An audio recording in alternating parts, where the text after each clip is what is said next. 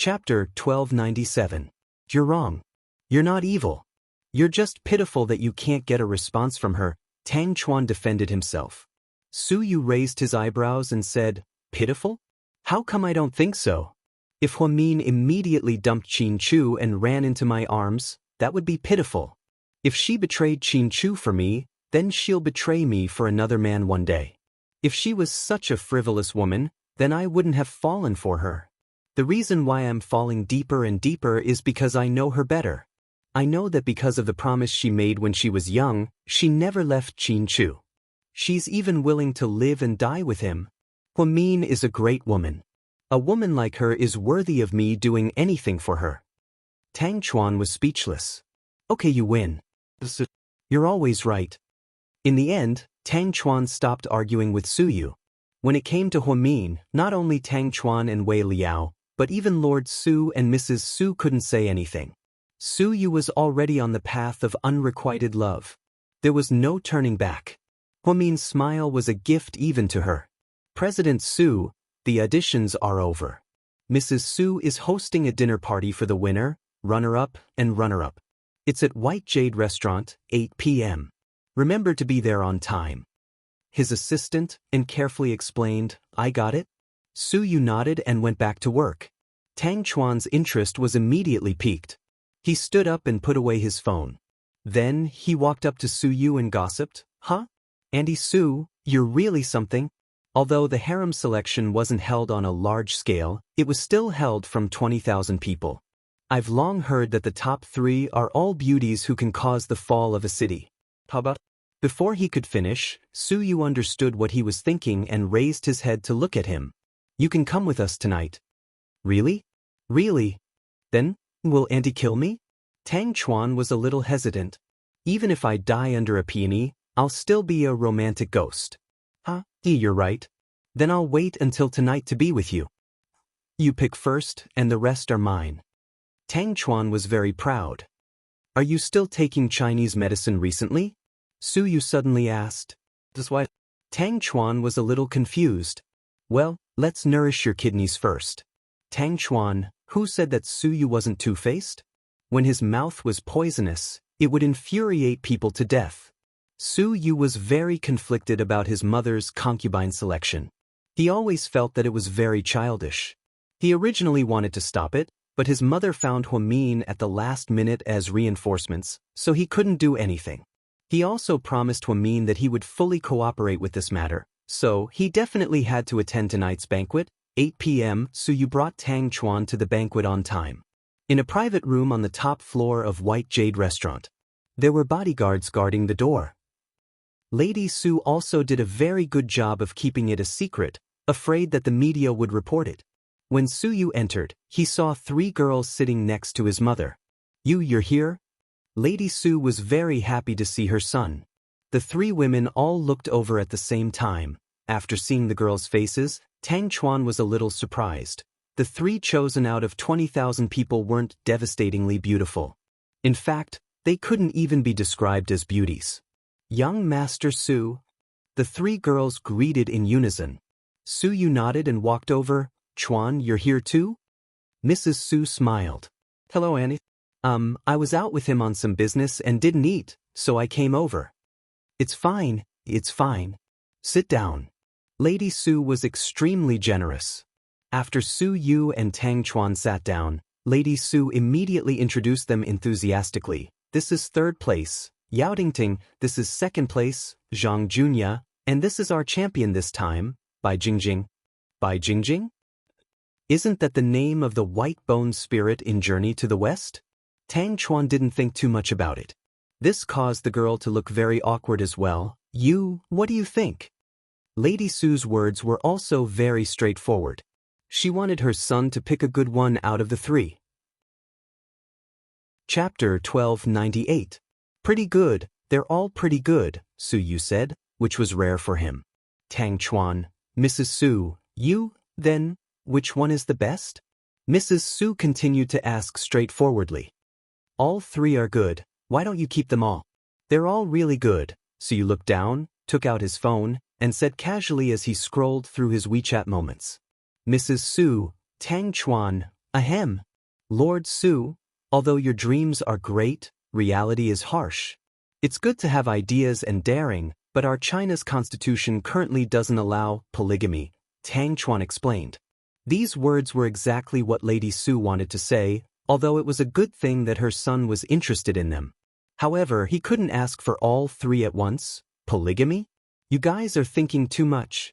I mean, all three of them can sign under Imperial Star. It just so happens that our company is filming a harem drama and needs a lot of women. I think the three of them are very suitable. Lady Su, Tang Chuan, the three beauties also had awkward expressions on their faces. Didn't they say that they were going to pick a wife for Lord Su? Why did they end up talking about signing with Imperial Star? Looking at the three beauties' confused faces, Suyu took out the contracts that he always carried with him from his bag. This is the rookie contract. Take a look. If you like it, want to enter the entertainment industry, or are interested in acting, you can sign it. If you don't want to act, you don't have to sign it. I'll compensate you with another sum of money. I won't let you participate for nothing. Young Master Su, you misunderstood. We didn't participate for the money, the champion, Bai Jingjing explained gently. The other two beauties also agreed in unison. Yeah, we don't want money, you don't have to give us money. Then do you want to act? Not really, we didn't go to acting school, and we don't want to enter the entertainment industry. We only participated because… Bai Jingjing swallowed the words that were about to come out of her mouth. But what? Suyu looked up and glanced at the woman. You just thought that Lady Su would choose a girlfriend for you, so? Suyu, am never short of girlfriends. There are more than 300 actresses under Imperial Star, and I don't think they're bad. If I wanted to pick, I would have done it a long time ago.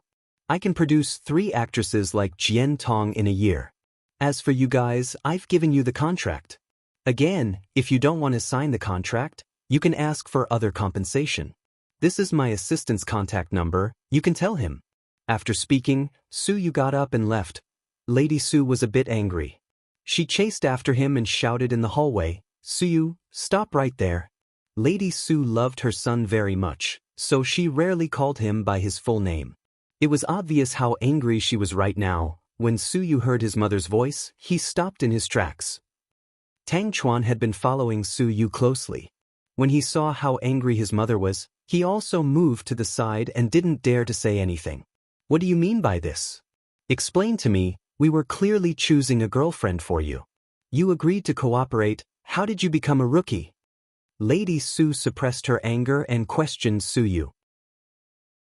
Chapter 1299. I didn't want to find a girlfriend to begin with. This is your idea, not mine. It's already good enough that I'm willing to cooperate. Suyu didn't think much of it, so I'm playing with those girls? Lady Su was furious.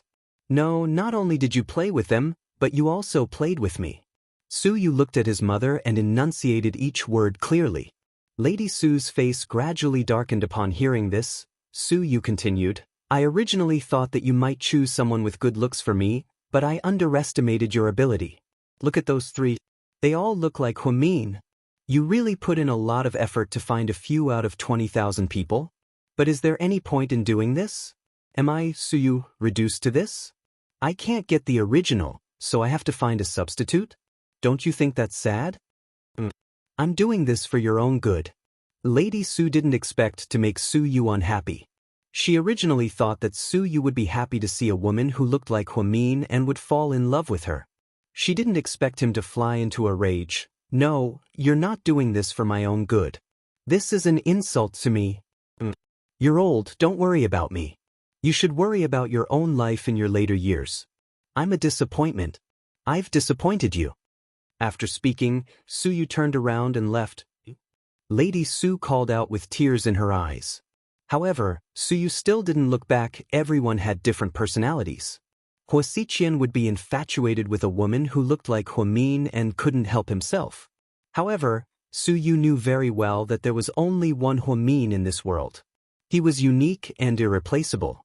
If he couldn't get what he wanted, he would find an imposter to replace it. That would be the most ridiculous and stupid thing to do. That night, Suyu didn't go home, nor did he go to the nightclub, nor did he go back to the company. He returned to his private villa. Tang Chuan was afraid that he would be in a bad mood, so he followed him. Su Yu was a nostalgic person. After selling the old villa, he renovated it. It was exactly the same as that one, and the decoration was in the style of an aquarium. The moment he entered, he felt as if he had entered an underwater world. All kinds of tropical fish swam overhead and around every day. There were even many details here that were exactly the same as that villa. Tang Chuan was really shocked. Su Yu had only moved into this new villa less than a week ago. It was also his first time here. I thought I walked into your previous home, Tang Chuan muttered to himself. Do you drink? So what if I don't drink? Get lost if you don't want to drink. I'll drink it then. Thus, Tang Chuan and Su Yu carried out 2 cartons of beer. Taking out some snacks from the fridge, the two of them drank until dawn. Su Yu's mood was unprecedentedly bad. It was really bad. The girl he liked told him to find a girlfriend. His mother told him to pick one. Was he, Su Yu, such a loser? Tang Chuan, tell me, do I have any hope of being with Huang Min in this lifetime? Su Yu sat on the floor and leaned against the sofa. He looked at the little fish swimming around above his head and sighed. Are you telling the truth or lying? Tang Chuan seemed to still be clear-headed. Of course I'm telling the truth. If I'm lying I'll say, you'll definitely have a chance, you can definitely do it. If I'm telling the truth, I'm afraid it'll be impossible. To be honest, looking at the current situation, even if Qin Chu dies, Huang Min will probably be buried with him immediately. So, your chances are really slim. Do you know why I change women faster than I change clothes? I'm afraid that if I truly fall in love with someone, I'll be dead for sure. Love can really make a person wish he was dead. I'm really scared, so I'd rather not get married for the rest of my life. Although Tang Chuan didn't have the heart to say it, he still said it. Su Yu didn't say anything. He held the beer and sighed softly. Actually, sometimes I think, even if I have to give up 10 years of my life, I want to be with her for a short period of time. Even if it's a short period of time, I want to live with her for a while. I want to see her smile every day, take care of her. That way, Su Yu said what he wanted to say the most. He still wanted to be with Huang Min. Even if only memories were left, he would be satisfied. So, do you want us to team up and try to make Qin Chu suffer? Then Huang Min might be pressured into coming to you for a while. However, the premise is that you, me, and Old Wei must all work together. Only then will we have a chance of beating GK to the brink. Tang Chuan gave the best idea. Chapter 1300. Enchanting, good idea? Su Yu nodded his head repeatedly. Tang Chuan excitedly walked up to Su Yu. Hey, Lord Su, let me tell you the details. When the time comes, Before Tang Chuan could finish, Su Yu interrupted him. But that's too troublesome. Who knows how long it'll take? Why don't we ask my grandpa to send a secret agent down to assassinate Qin Chu, and end everything once and for all, Su Yu said in all seriousness. That's not a bad idea, but killing someone is a bit? Tang Chuan seemed to have a lingering fear. You have 2 choices now. 1, get out of my house immediately. 2, get out of my house immediately. Tang Chuan was speechless. What kind of stupid idea is that? I, Su Yu, am a righteous man. Why would I need to resort to such despicable means? Huang Min will look down on me. Even if I want to defeat Qin Chu, I won't use such despicable means. I'm worse than a woman. Do you think I'm Hua Xiqian? Su Yu was infuriated. Although Tang Chuan was doing it for his own good, what kind of stupid idea was that? How could he accept it? Moreover, compared to being with Huang Min, he valued Huang Min more than anything else. Therefore, he definitely wouldn't use any underhanded means to deal with Qin Chu. Business competition was also a good thing. Su Yu didn't want to be looked down on by anyone, especially Huang Min. Lord Su, please calm down. I was wrong. If that's the case, then why are you still so conflicted? Just fight Qin Chu fair and square. Even if you lose, you'll be fair and square. If you win, you'll just be lucky.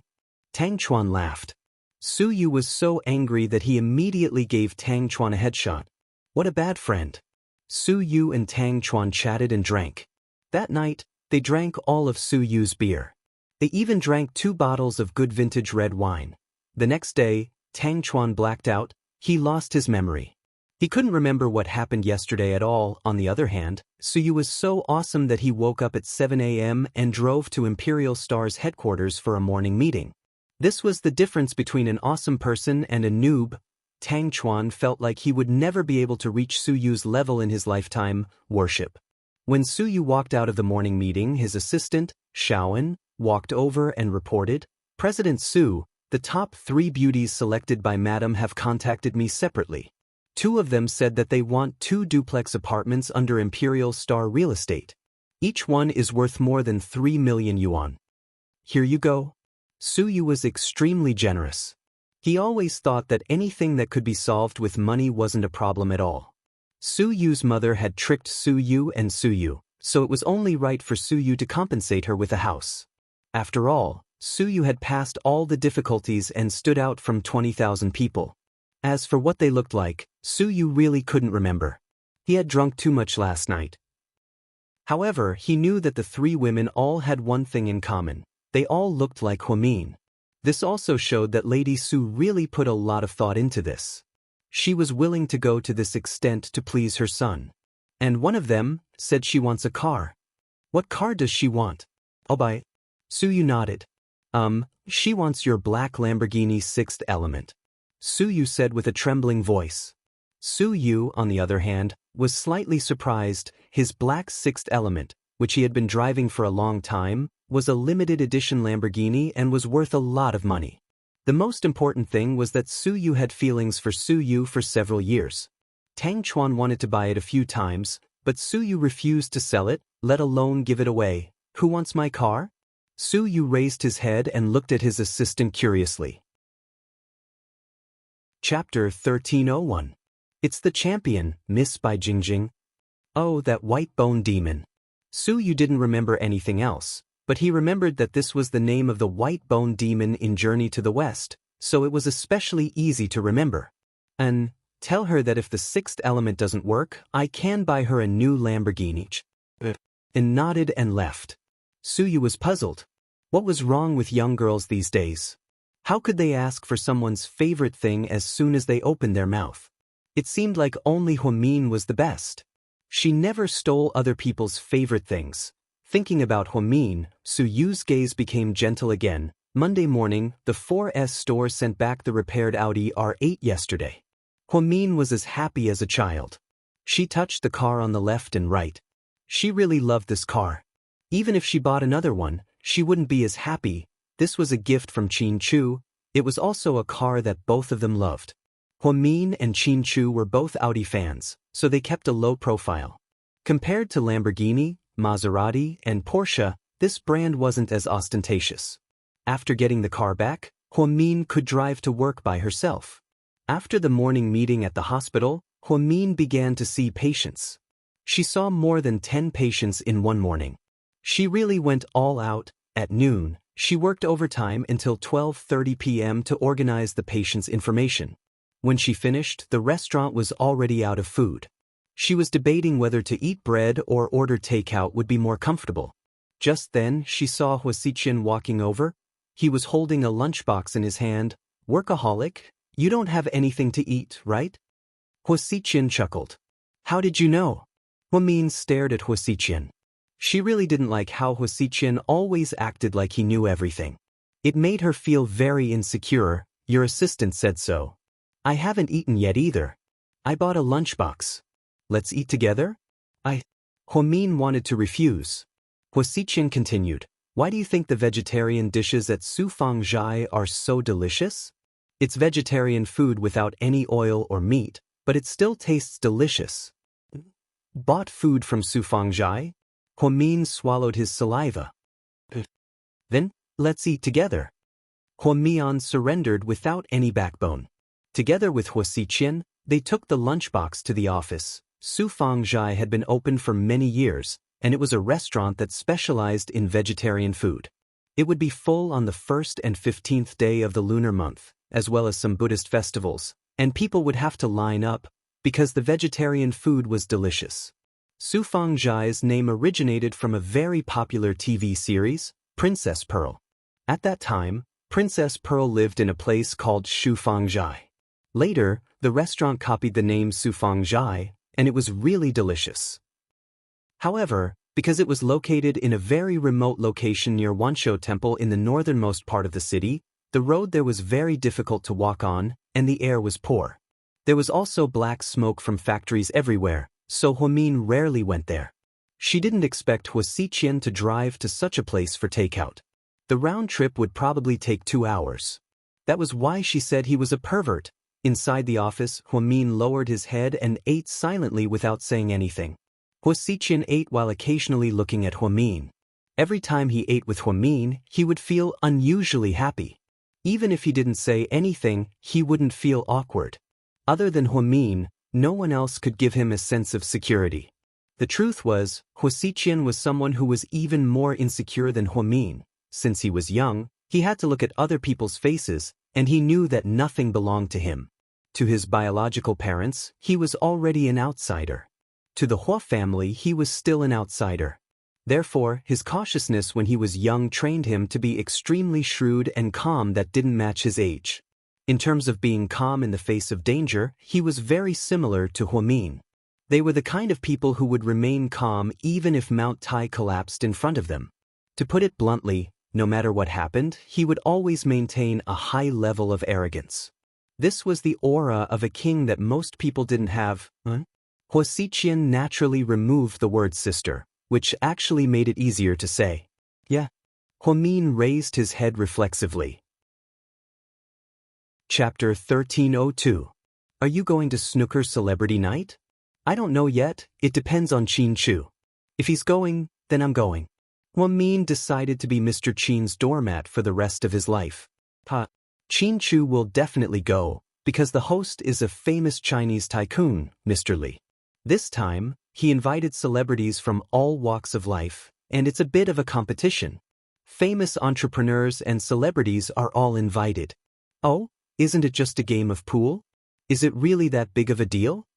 Huamin wasn't really interested in business dinners. It's not as simple as a game of pool. The winner will get a 3-year contract with Jinjiang Corporation. What do you think? Huamin looked at Hua Xiqian in disbelief. How can someone be that crazy? Using a game of pool to decide a business partnership? Mr. Li loves to play pool. He thinks that playing pool is like being a human being. Only those with patience will succeed, so Hua Xiqian didn't finish his sentence, but the result was obvious. Oh. Huamin nodded and continued eating. Mian, so, if I beat Qin Chu on snooker night, will you hate me? Hua Xiqian's question was extremely childish. It was completely out of line with his usual IQ. Why would I hate you? Huamin suddenly smiled. Hua Xiqian was mesmerized by Huamian's smile. Huamin rarely smiled at him so casually. Snooker is all about skill. Whoever is better wins. I can't hate everyone just because someone beat Qin Chu. Your logic is really weird. That's good. Hua Xiqian smiled and then lowered his head to continue eating. After dinner, Hua Xiqian elegantly wiped the corner of his mouth and got up to leave. Wait a second. Hua Xiqian turned around with one hand in his pocket. Well, you often give me gifts, face masks, eye masks, and so on. Occasionally, you even bring me a bento. I don't like to owe others. I know that you won't accept money even if I give you money, so I plan to give you something as well. For me? Hua Xiqian was a little surprised. He thought that Huamin would always accept everything he gave with a clear conscience, so he was satisfied. He didn't expect that this girl would actually think of returning the gift. In fact, Huamin didn't want to owe anyone anything. He always felt that politeness demands reciprocity. When others treat you well, this is friendship. Not everyone should treat you well for granted. Huamin then took out a beautiful brocade box from the drawer. He placed it on the table. Haven't you been having trouble sleeping and headaches lately? I custom-made an eye massager for you. I always thought that headaches were mostly caused by eye fatigue. When you wear this massager, you can listen to music. The music inside is good for sleep.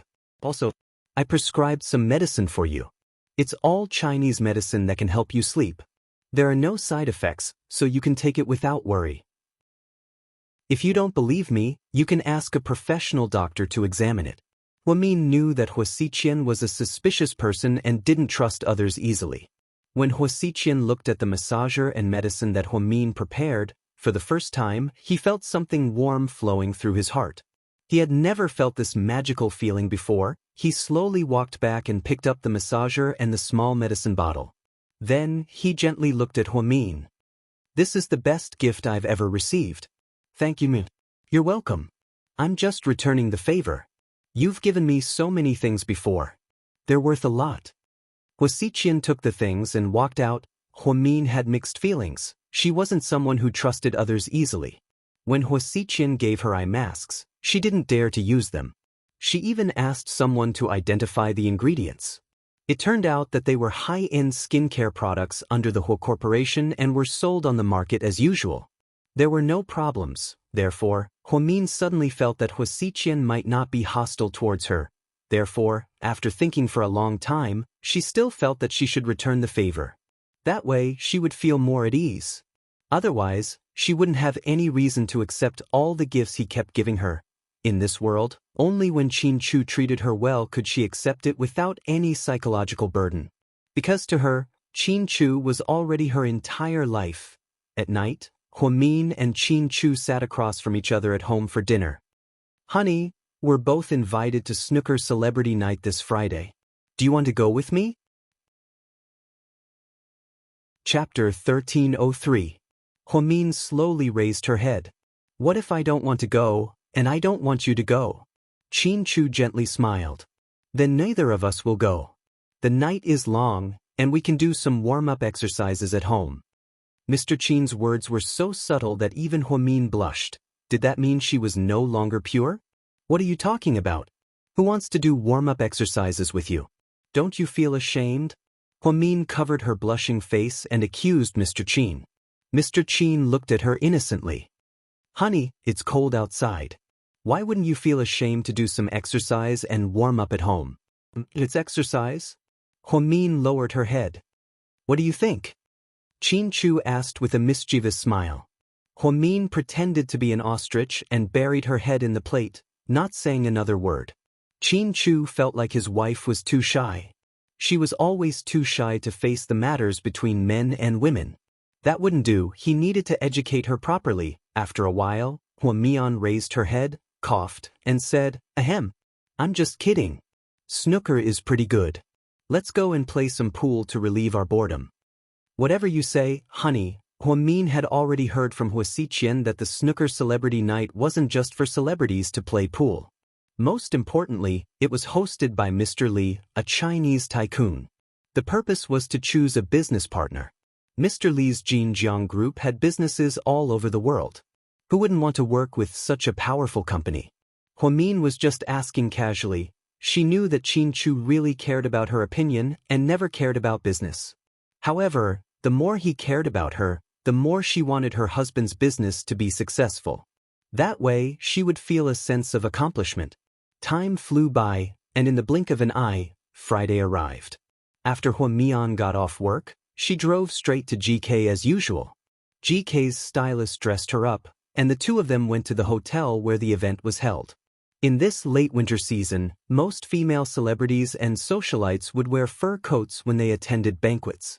Huamin was a person who rejected fur, so why would he still wear a down jacket?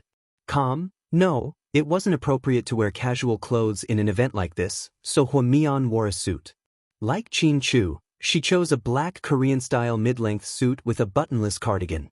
The material was high-end and thick, and the workmanship was exquisite. The hair was simply blown dry by the hairstylist. It turned into a fluffy version of Bobo, which was especially cute. She wore black crop trousers, black diamond-studded heels, and a medium-length black suit with a white lining. Coupled with the light nude makeup, she immediately looked like a different person. She had a special temperament and was extremely refined and refreshing. It was the first time Qin Chu saw Huamin dressed like this, and a trace of surprise flashed across his eyes. Who said that his wife wasn't a beauty? In his eyes, all the women in the world added together couldn't compare to Huamin. Only when he saw her would his cold aura immediately warm up. His sharp gaze would become as gentle as water.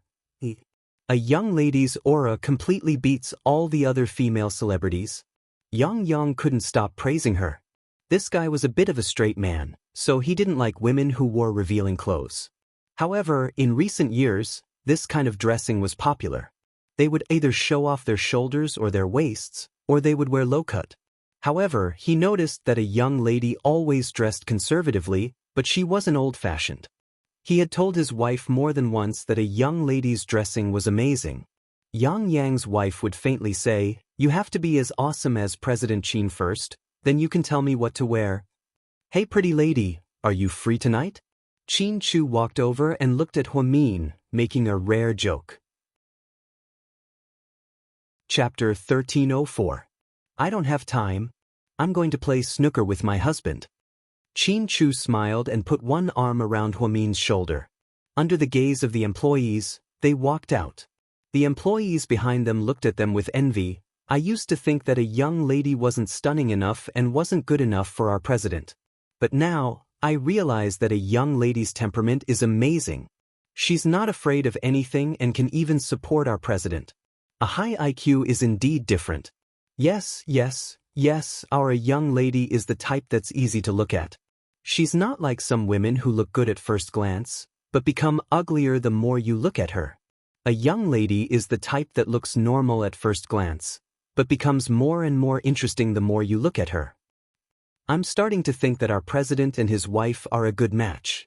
Yeah.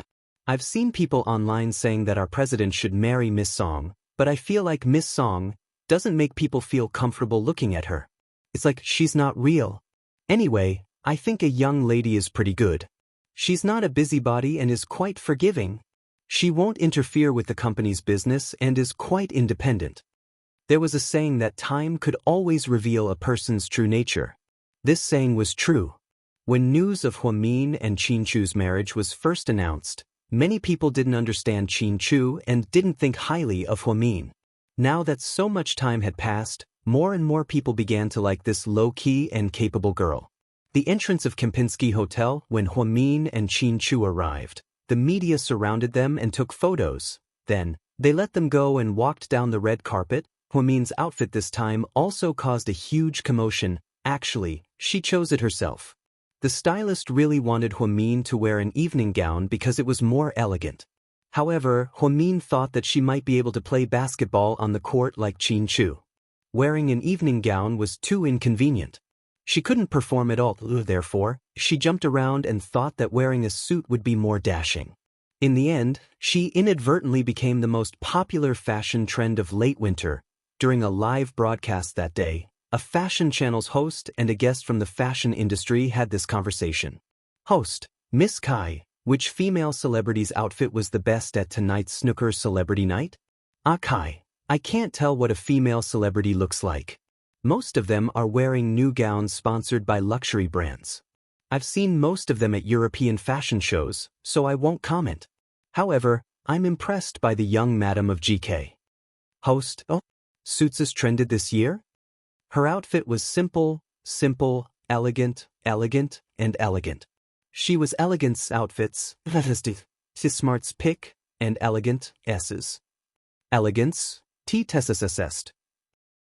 Indeed, Huamian's simple outfit became the center of attention. This made her feel very embarrassed. People kept taking photos of her, and in the end, she had to hide behind Qin Chu. Like a little girl, she shyly hid behind the person she liked. Qin Chu lovingly held her hand. President Qin, may I ask if I can take a picture with your wife? A socialite came out of nowhere and stood in front of Huamin and Qin Chu like a fan. Huamin awkwardly took 2 steps back. To be honest, this wasn't the result she wanted. She was just here to join in the fun with her husband. She didn't want to become the topic of conversation. Chapter 1305. Qin Chu could tell that Huamin was trying to avoid her, so he slowly refused. I'm sorry, my wife doesn't like to show her face. Okay then. The socialite moved to the side, a little disappointed. Huamin, on the other hand, lowered her head and quietly followed behind Qin Chu, as if she was afraid that someone would notice her. Not far away, the Song sisters were furious when they saw what was going on. Huasiqian hated Song Yisher, so she would rather go in alone than with her. In the end, Song Yishur had no choice but to go with her cousin, Song Yishuan. The Song sisters were dressed very luxuriously. They wore evening gowns that cost more than 100,000 yuan, accompanied by a red and white fur coat. Song Yishur loved the color white and always liked to dress up like a fairy. It was as if that made her look more like a goddess. However, despite how well they dressed up, they still didn't become the center of attention. Instead, Huamin became the center of attention. His black suit instantly captured everyone's attention. Huamin is the most disgusting woman in the world. She's so fake. She always acts like she's innocent, but she's actually very scheming. She saw that we were all wearing evening gowns, so she purposely came up with something to attract attention. What a scheming bitch! Song Yishuan cursed. Whatever, let's avoid her tonight and don't cause any trouble. Song Yishur was a little annoyed, but she didn't forget to remind her cousin. After all, they lost the car race. She had to fulfill her promise to them, and wherever Huamin appeared, the Song sisters had to stay away from her. Song Yishur wasn't stupid, so she wasn't stupid enough to go up to Huamin and humiliate her. Song Yishuan could only insult Huamin. She didn't have the guts to go up to him. Su Yu arrived a little late. He came in with Tang Chuan. He didn't bring any of GK's female artists with him. The stars from GK and Imperial Star entered the venue in pairs. They were all there to promote their new movies. Ni Yang and Mo Xuan came in together. Annie Liang and Jiang Yi entered together. Jian Tong and Cotton Candy entered together. Wei Liao went in alone because Jiang Xiaowei wasn't there. Where's Xiaowei? Huamin was a little curious. This kind of occasion was quite interesting. Jiang Xiaowei should be here. She's not feeling well. She probably ate something wrong. She's been feeling nauseous, so she's resting at home. Are you all right? Do you need to go to the hospital? Huamin was a little worried. She said she'll be fine after resting for a while. I've already hired a private doctor to check on her. That's good. Huamin nodded. You guys go ahead. I'll go check on Lord Su. After that, Wei Liao parted ways with Huamin and headed straight for Su Yu. Su Yu actually saw Huamin as soon as he walked in, but he couldn't keep staring at people, so he could only look elsewhere. However, this seemed a little pretentious. Lord Su, stop pretending. Huamin is over there. Do you want to go say hi? Wei Liao walked over with a glass of wine in his hand. It's okay. Su Yu felt like if he had to go say hi, Qin Chu would be embarrassed, Huamin would be embarrassed, and he would be embarrassed as well. So, he might as well not go. Then, Mr. Li arrived, and the atmosphere reached its climax. After Mr. Li's speech, he announced that snooker night was about to begin. The host announced the elimination rules. They would draw lots to choose their opponents, and whoever won 3 rounds in a row would advance to the finals. After the finals, the 2 players would compete against each other, and the winner would be chosen. The winner would sign a contract on the spot. Qin Chu didn't actually care if he could work with Mr. Li or not. He was only here because Mr. Li had already met with him before. Qin Chu only came because Mr. Li admired him and hoped that he could participate. He was giving Mr. Li face. So, he didn't want to win like he did at Venice Cruise Night. During the draw, Su Yu suddenly raised his hand in front of everyone. I forfeit. Lord Su. Wei Liao and Tang Chuan said in unison. They didn't expect Su Yu to forfeit before the game even started. Huamin was also a little surprised. She looked at Su Yu through the crowd. Chapter 1306. Presidency. Even the MC was clearly in a dilemma. What? Can't I? Su Yu asked domineeringly. No, it's not that you can't. I just think it's a pity. Mr. Li, I've heard that President Su is a good player, but I'm not in the mood to play tonight. Su Yu sucked on a lollipop that he got from God knows where. His attitude was extremely arrogant. This Su Yu was like the Su Yu that Huamin first met. He was extremely arrogant and insolent. Then I'll now announce. President Su of Imperial Star has voluntarily forfeited. After the MC made the announcement, no one had time to think about it. The competition officially began, and many people signed up that night. These rich people all wanted to try their luck. What if they won? It was a chance to work with Mr. Li for 3 years. However, most of the participants were men. Very few women were good at billiards, especially the difficult game of snooker. Therefore, after Huamin signed up and went on the court, he realized that there were less than 10 women in the competition. However, the Song sisters were among them. This wasn't strange, as the sisters were always the type to go wherever there was a need. They were always afraid that they wouldn't be able to attract attention. Huamin was used to it, but why did Suyu forfeit? This wasn't in line with his personality at all. Confused, Huamin went on the court with his cue stick and began the 3 rounds of elimination. Tang Chuan and Wei Liao both went on the court, so they didn't have time to ask Suyu why he forfeited. Suyu sat calmly on the side like a spectator, watching others play. After 3 rounds, Wei Liao and Tang Chuan came down during halftime. "Lord Su, what's going on?" Tang Chuan asked. "Why did you forfeit? This isn't your style." Wei Liao was also puzzled. Suyu calmly picked up an apple and took a bite. "I just don't want it to be the same as last time." After Tang Chuan and Wei Liao heard this, they looked at each other and immediately understood. Then, Suyu continued, "She definitely wants Qin Chu to win, so if I go up and win, she'll be disappointed. If he loses, then there's no point for me to go up. I don't want to be cannon fodder. At the end of the day, you're still afraid that if you beat Qin Chu, Huamin will be angry, right?" Tang Chuan was a little frustrated. "You can't say that. Huamin isn't such a petty person. I think Lord Su doesn't want to end up in a PK with Qin Chu like last time. After all, Huamin will always be on Qin Chu's side. There's no need to torture himself like that."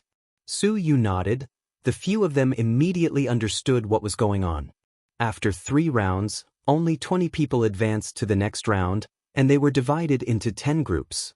The next round was one-on-one PK, and they were free to choose their opponents. Song Yishuan was already eliminated, so Song Yishu advanced to the next round. This wasn't surprising. Huamin thought that Song Yishu would definitely choose her, but to her surprise, she didn't. Song Yishu calmly glanced at her and said, "I choose Ni Yang." The truth was, Song Yishu wasn't stupid. She had suffered too much at the hands of Huamin. Later on, she concluded that Huamin was indeed a smart woman. No matter what she did, she was very good at it. Plus, since Huamin dared to take the initiative to participate, it meant that she wasn't an ordinary person. Although Song Yishu played well, she still didn't want to lose to Huamin in front of so many people. That would be really embarrassing. Ni Yang only said 3 words in response to Song Yishu's provocation. From Ni Yang's perspective, Song Yishu chose him because she was afraid that she couldn't beat Huamin. But was he someone who was easy to bully? Then, Ni Yang walked past Huamin with a pool cue and said in a low voice, "Sis, wait for me. I'll avenge you. I'll definitely torture Song Yishu to death." Ni Yang's words made Huamin not know whether to laugh or cry. Just as she was lamenting Ni Yang's words, she suddenly heard a man's voice say, "I choose Huamin." Chapter 1307. Huamin turned his head in surprise and saw that it was Jiang Yi. Jiang Yi was a complicated person. He came all the way from Jing City just to work with Qin Chu and enter the European and American markets. However, a few days ago, he signed a huge contract with Imperial Star and became GK's rival. Moreover, he shamelessly challenged a young lady of GK. This was a mystery. Huamin didn't care. He would fight whoever he fought. Therefore, she walked over with a pool cue in her hand. Annie Liang and Jian Tong were rivals, and they would compete with each other wherever they went. Especially in recent years, Jian Tong had become more popular, so Annie Liang was jealous of her. Unintentionally, these 2 rivals were paired together. On the other hand, Tang Chuan and Wei Liao were paired with some older celebrities. In the end, only Hua Xiqian and Qin Chu were left. Hua Xiqian walked over with one hand in his pocket and smiled. "President Qin, let's have a match?" His tone was gentle, but his eyes were challenging. Qin Chu knew that Hua Xiqian seemed to have been waiting for this opportunity for a long time. He seemed to have wanted to have a match with him for a long time. However, Suyu had always been there, so he hadn't made a move yet. Faced with Hua Xiqian's challenge, Qin Chu only replied with one word proudly. "Okay, show me what you've got. I want to see if the man Mian likes is as good as he seems." Hua Xiqian sneered. Then he picked up his cue stick and walked past Chin Chu. The 20 people had an exciting match on the 10 tables. There were more than 500 people watching from all walks of life. There were also countless people watching in front of the TV. Although it wasn't as formal as the professional snooker players, it was still exciting. Jian Tong and Annie Liang's sparks flew as soon as they started. They looked like they were going to eat each other up. However, the truth was that they weren't very good. The only reason they were able to advance to the next round was because their opponents were too focused on their beauty to play, so they lost. Everyone knew that the most interesting players were Hua Xiqian and Chin Chu. The whole corporation wanted Mr. Li's 3-year contract. GK wanted it too. Chin Chu didn't say anything, but he didn't want to lose to Hua Xiqian. As a spectator, Su Yu didn't feel any pressure and just watched calmly. However, unlike others, he didn't care who would win, Hua Xiqian or Chin Chu. He wanted to see Hua Mian play basketball. He had never seen her play so well before. It was at this moment, it was the right decision. Chin Chu, Hua Mian, Chin, and Chin, Jian Tong and Annie Liang were in formal wear, so their postures were limited and they couldn't play to their fullest potential. For example, in evening gowns, when they lowered their heads, their cleavage would be exposed.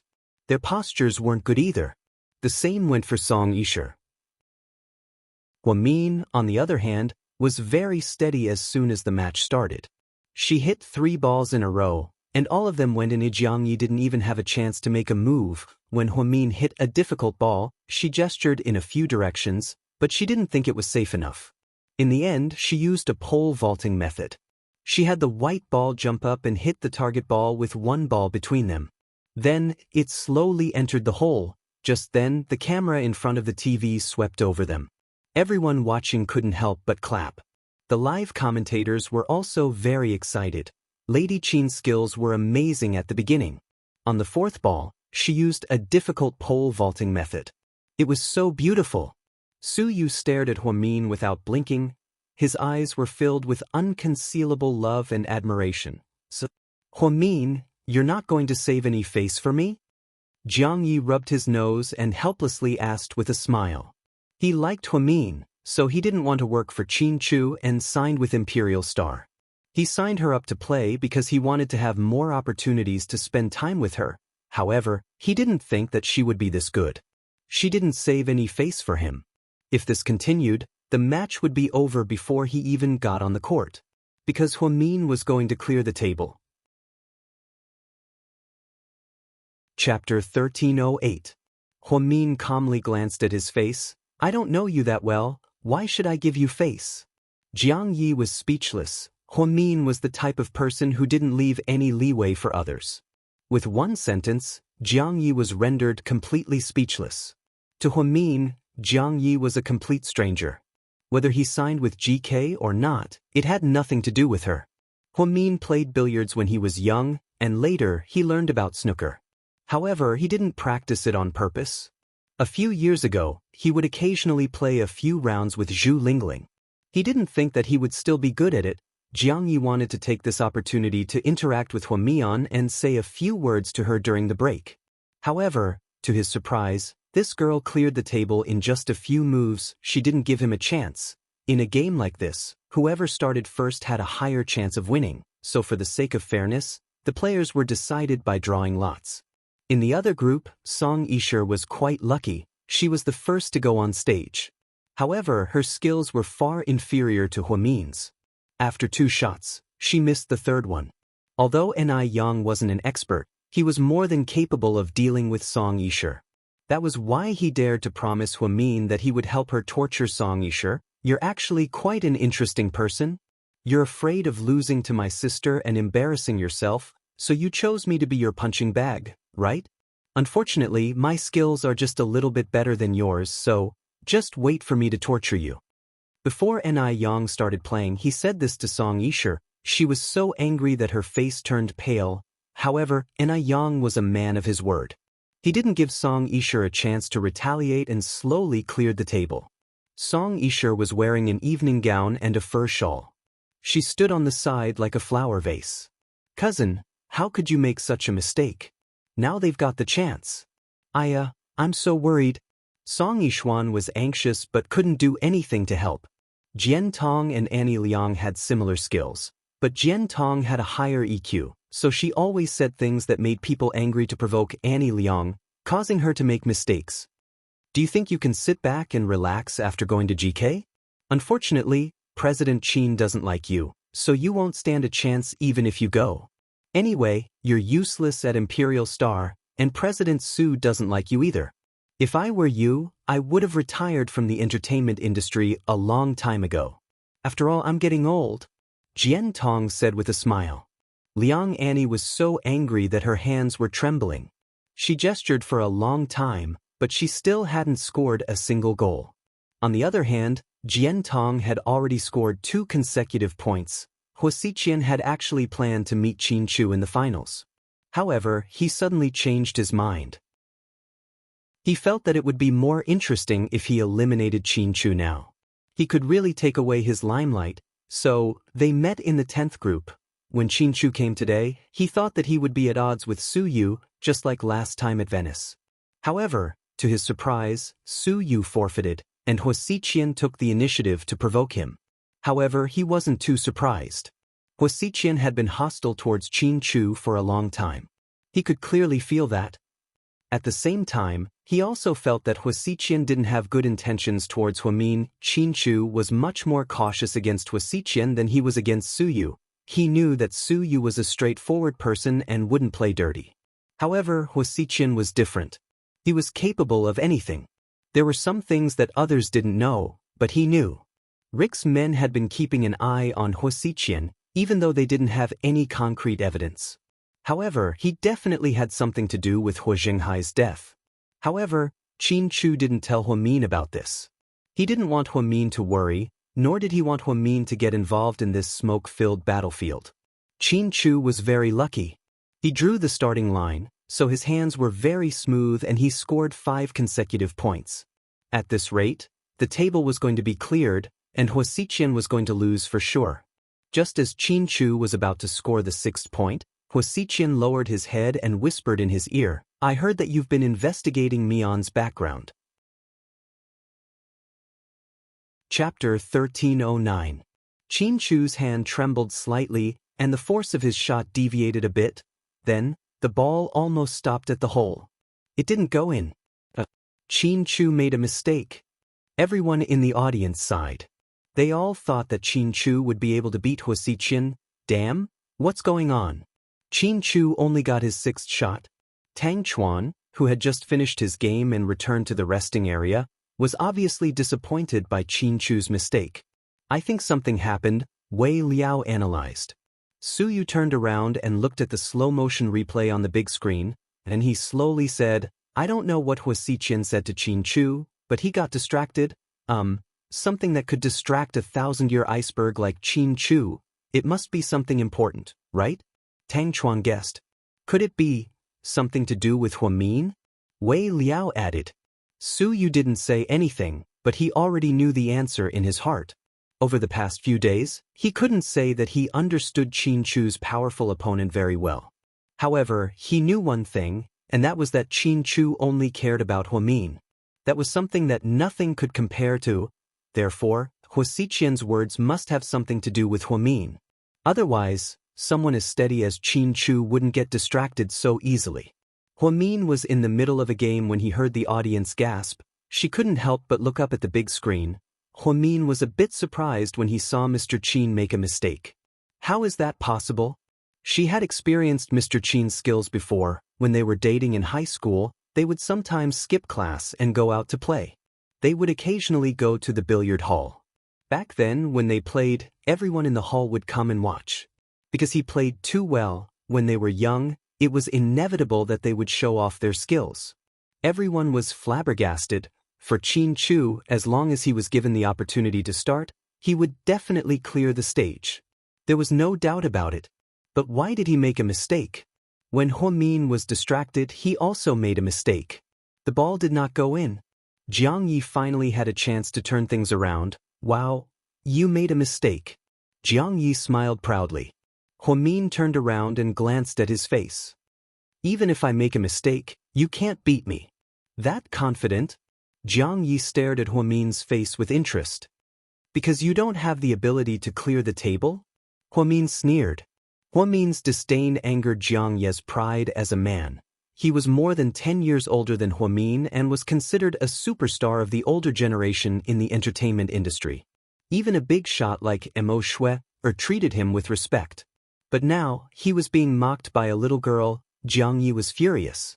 He gripped the pool cue tightly, aimed, and exerted force. In the end, he was disappointed, but the ball did not go in. This was within Huamin's expectations. Huamin was a neurologist and often dealt with neurological patients. He was similar to Jiang Shaowei and was especially good at analyzing people's minds. She purposely disdained Jiang Yi and angered him, causing him to lose his composure and lose his game.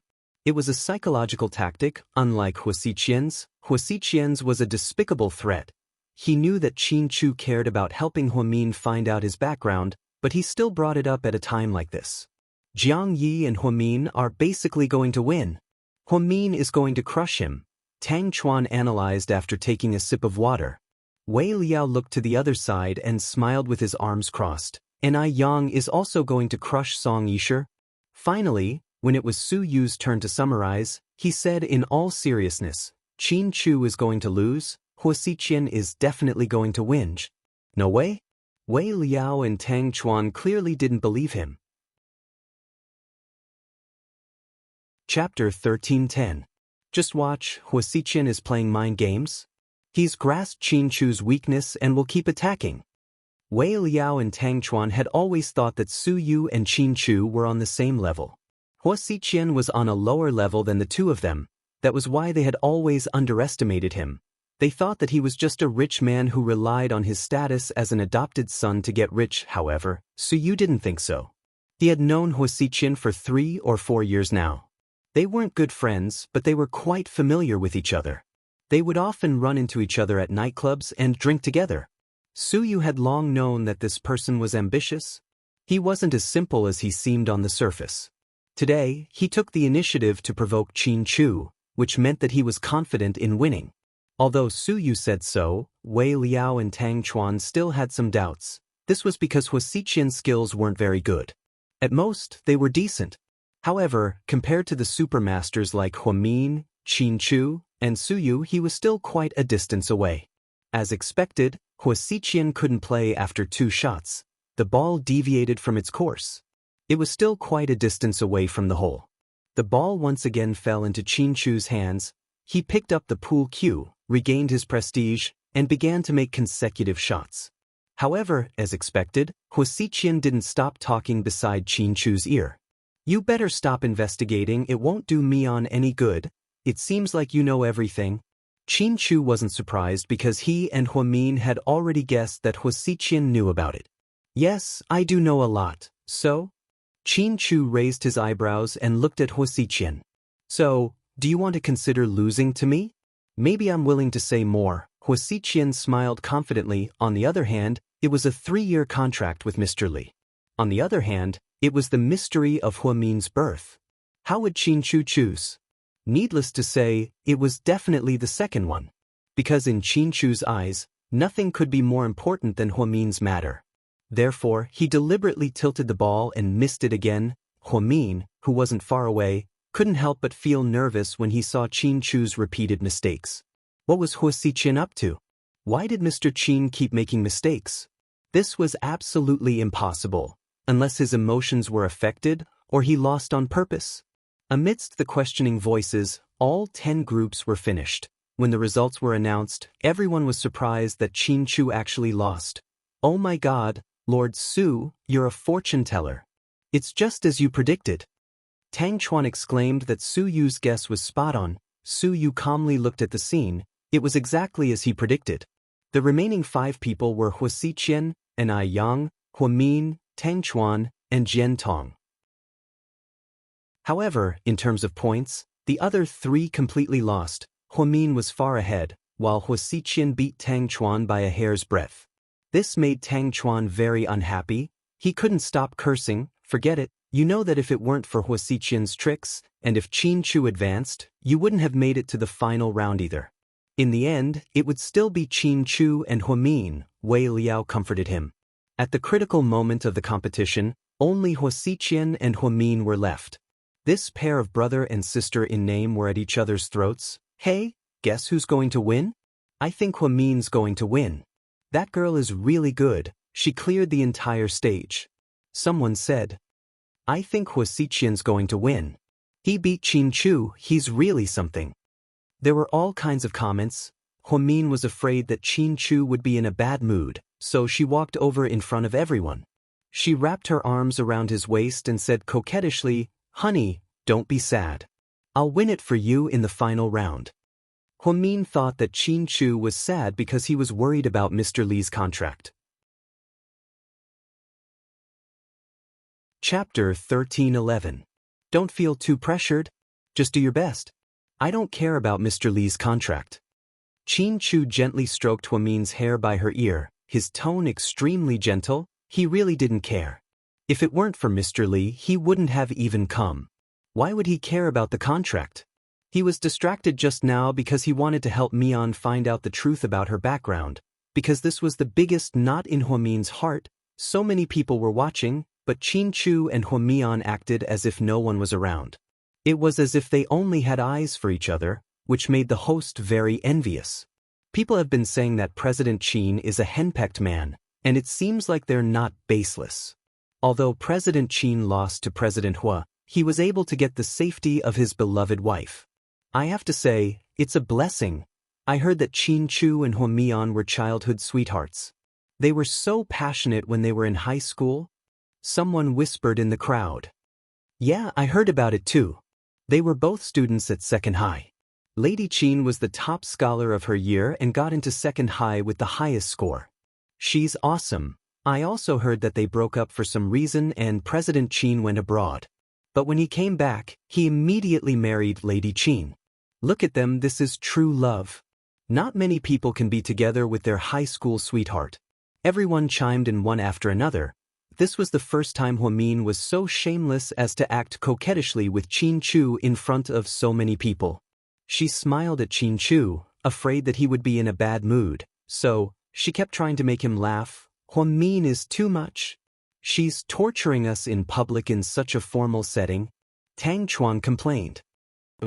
She's not torturing us, she's torturing Lord Su. Wei Liao said in all seriousness. Su Yu seemed to be used to their teasing, so he didn't say anything. However, when Huamin hugged Qin Chu with both hands and acted coquettishly, he subconsciously looked away. That scene was too beautiful. He couldn't bear to look, although he already knew that Huamin didn't belong to him. Seeing her in Qin Chu's arms, blossoming gentleness, he still felt a dull ache in his heart. After coaxing Mr. Qin Chu for a while, the time was right. Huamian changed her cue stick and returned to the ultimate PK stage valiantly. So many people were watching their final showdown. Hua Xiqian was as he's. Back then he's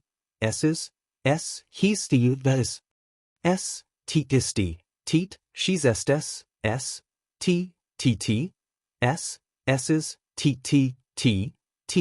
T that made it even easier for him. Mian, you have to go easy on him later.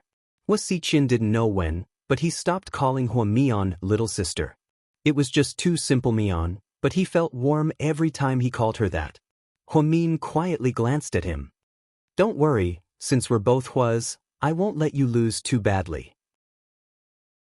Upon hearing this, Hua Xiqian smiled brightly. He liked how unbridled Huamin was, as if he was the only one who could do it. From afar, Song Yishe observed Hua Xiqian's expression.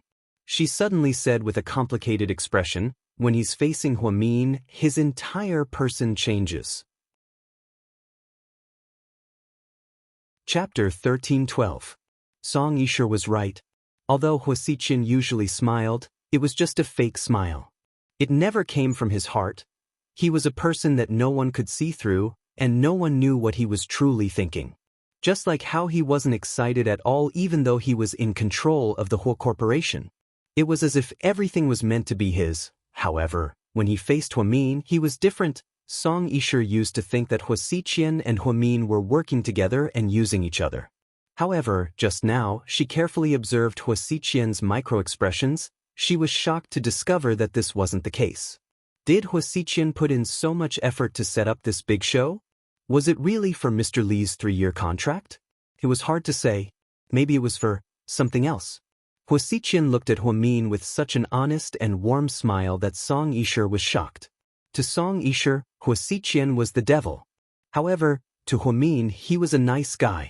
Hua Xiqian's signature on WeChat was very special.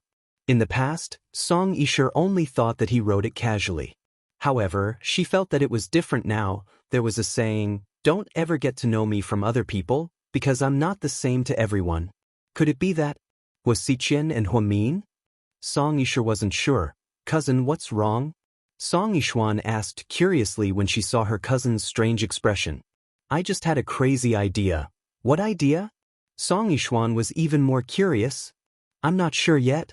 I have to see the results of the competition." Song Yisher thought that if Hua Xiqian really liked Huamin, then the winner of this competition was already set.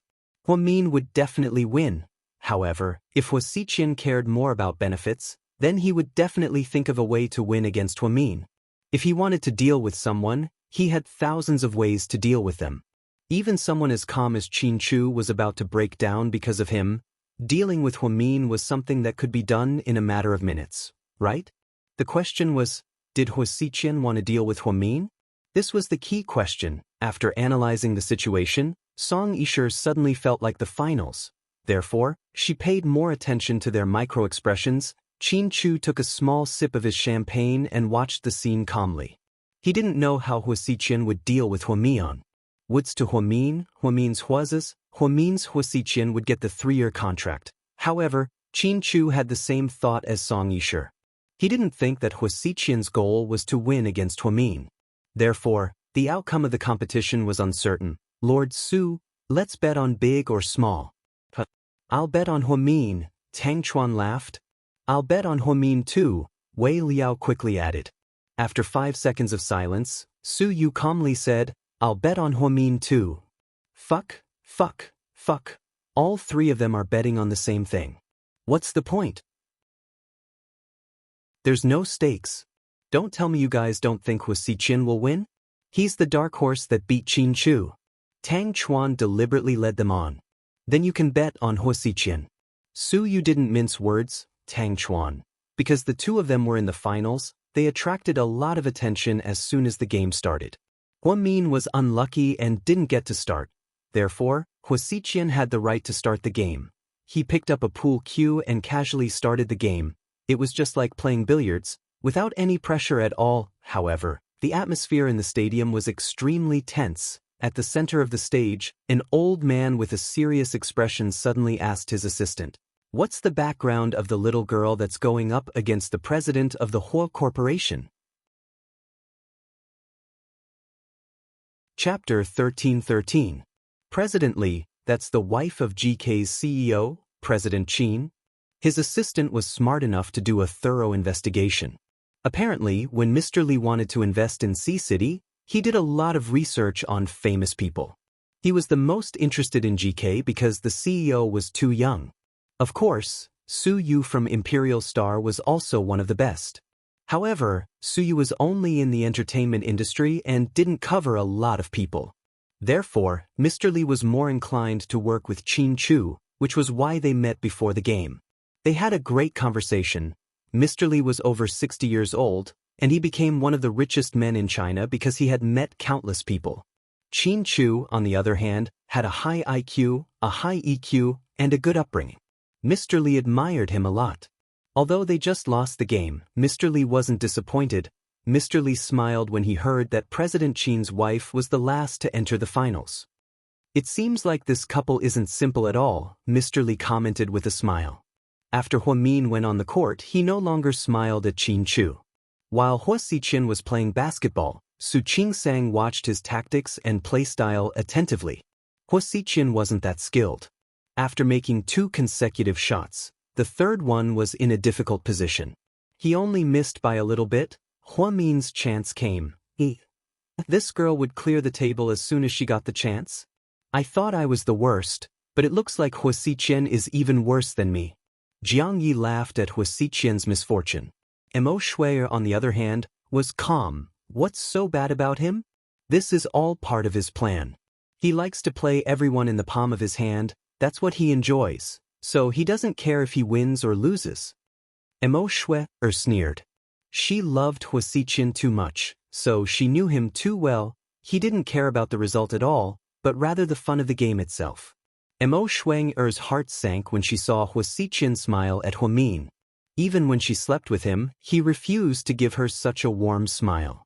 It was as if she was just a tool for him to vent. Once he was done with her, he didn't need to look at her again. So, compared to Hua Min, she was the most pitiful, right? I'm sure you want your boyfriend to win, right?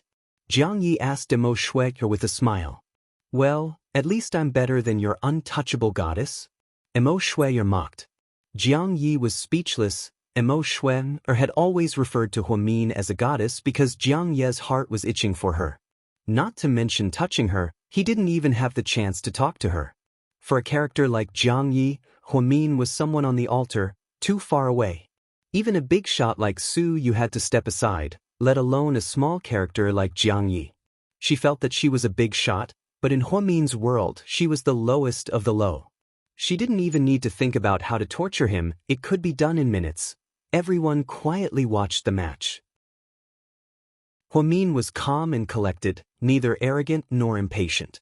One after another, 4 people entered the arena. This finals is boring, there's no suspense at all. It's basically Hua Min bullying Hua Xiqin, Tang Chuan yelled. Not necessarily. The best part is yet to come. I'm afraid that Hua Xiqin is going to do the same thing again. If he can mess up Qin Chu with a few words, then Hua Min might do the same. Wei Liao was smart as he analyzed Hua Xiqin's tactics. Now, let's see if Hua Xiqin has the heart to do anything to Hua Min, Wei Liao continued. Su Yu was a little nervous as he watched. He picked up his bottle of water and took a big gulp. Then he quietly watched Hua Min, who was wearing a black suit and looking so neat and tidy. Just as Hua Min was aiming for the 5th ball, Hua Xiqin suddenly bent down and said something. When Qin Chu saw this, his expression changed slightly. He was afraid that Hua Xiqin would use the same method to deal with Hua Min. His worst fears came true. I really want to know what Hua Xiqin said to make Hua Min's face darken. Tang Chuan stood up excitedly, gossiping. Chapter 13-14. Even Qin Chu was nervous. He didn't know what Hua Xiqin said to Hua Min. Maybe it had something to do with Hua Min's identity. Hua Xiqin leaned over and whispered into Hua Min's ear. His words easily made Hua Min's face darken. What he said was, Min, 7 years have passed, and you're still at A? Haven't you gone through puberty yet? Hua Min never thought that Hua Xiqin would say something so frivolous in a situation like this. Plus, she was already at B, okay? Hua Min coldly retorted, when did you go blind? Hua Xiqin. Then, Hua Min ignored Hua Xiqin and continued to play the ball calmly, 1 shot at a time without a single mistake. The balls of all colors went into the hole in order. Finally, the black ball made a beautiful spin. After the black ball spun a few times, it rolled steadily into the hole. Then, the audience erupted into applause. Tisk tisk. It's so embarrassing to lose to a girl like you. It's not embarrassing to lose to the champion, you're the runner-up after all. Hua Min's words were infuriating. Hua Xiqin didn't know what to say with that one sentence. Song Yisher's face gradually darkened. I knew it. That's what he was thinking. Song Yisher clenched her fists so tightly that her knuckles turned white. She finally understood. Hua Xiqin didn't like her, but he set her up to marry him. It was all because of Hua Min. In the past, she thought that Hua Xiqin and Hua Min were driven by their own interests. That was why they set her up. Now, it seemed like Hua Xiqin was a love-struck type. He liked Hua Min. In order to avenge Hua Min, he married her and brought her home to torture her. At this thought, Song Yisher was furious. She felt blood rush to her head. Hua Xiqin? Hua Min, I won't let you go. I'll make you die a horrible death. Song Yisher swore to herself. Su Yu finally let out a sigh of relief when he saw that Hua Min had won. It was as if he could only feel at ease after Hua Min's zzz. Leaked. There's nothing left to watch. Su Yu didn't want to watch anymore. He just wanted Hua Min to win. So he turned around and stood up. Wei Liao and Tang Chuan followed behind him. Mr. Li was obviously very happy. When he presented the trophy, he even took a picture with Huamin and Qin Chu. A young lady of GK won first place at the snooker celebrity night. This news took over all the major media outlets in the city. She just wanted to do her husband a favor, but she didn't expect it to be so high profile. President Qin, you're so lucky to have such a great wife, Mr. Li praised. Qin Chu hugged Huamin's shoulder lovingly. Thank you, Mr. Li. I heard you guys have been together since high school? Yet though we've been together for many years. Qin Chu's words made it sound like they had been married for a long time. Huamin smiled slightly and leaned into Qin Chu's arms, enjoying the joy of victory. I'm looking forward to working with GK for the next 3 years. Me too, let's wait and see. Qin Chu elegantly shook Mr. Li's hand. After the game, on the way home, Qin Chu lovingly patted Huamin's head. Honey, thank you for your hard work. It's nothing. Huamin playfully winked. TSK. My great wife is so mighty, it seems like I'll have to live off of you from now on. Qin Chu laughed. No problem, I'll take care of you. Huamin was very emotional. The two drove all the way back to South Hill Manor. When they were almost home, Qin Chu asked tentatively, Mian, what did Hua Xiqian say to you when we were playing? Chapter 13-15. He's a pervert. He said that I haven't developed over the years and that I'm still an A, Huamin said as he looked down at his not-so-sexy bunny. Qin Chu was speechless. That's it? Qin Chu raised his eyebrows. Yeah, if it weren't for the fact that I was playing a game, I would have beaten that shameless guy to death with a golf club. He even said that I haven't developed yet? What a joke. I'm at least from A to B now. Then, Huamian pulled down her collar and looked inside. Qin Chu didn't know whether to laugh or cry. However, Hua Xiqian didn't say anything, so he was relieved. He didn't want Huamin to think too much, but what did Hua Xiqian mean by that? Why didn't Huamin want to investigate further? Hua Xiqian knew the truth, but he never mentioned it. Why did he keep it a secret for so many years? Could it be that her biological parents were shameful? Gangsters? Drug lords? Qin Chu's imagination ran wild. Honey, what are you thinking about? I'm thinking, to refute Hua Xiqian's words, I'm going to have to personally examine you. Qin Chu said in all seriousness. Examine what? See if you're an A or AB? Qin Chu couldn't help but smile. Huamin was speechless. But don't worry, this can be changed. I'll try my best to make you a C within a year. Huamin was speechless. So, Mr. Qin, can't we just have a nice conversation? Huamin was completely speechless. He thought Qin Chu was joking. Who knew that Mr. Qin would do as he said and return home to South Hill Manor? He didn't even let her eat. Instead, he carried her into the bedroom and carefully examined her.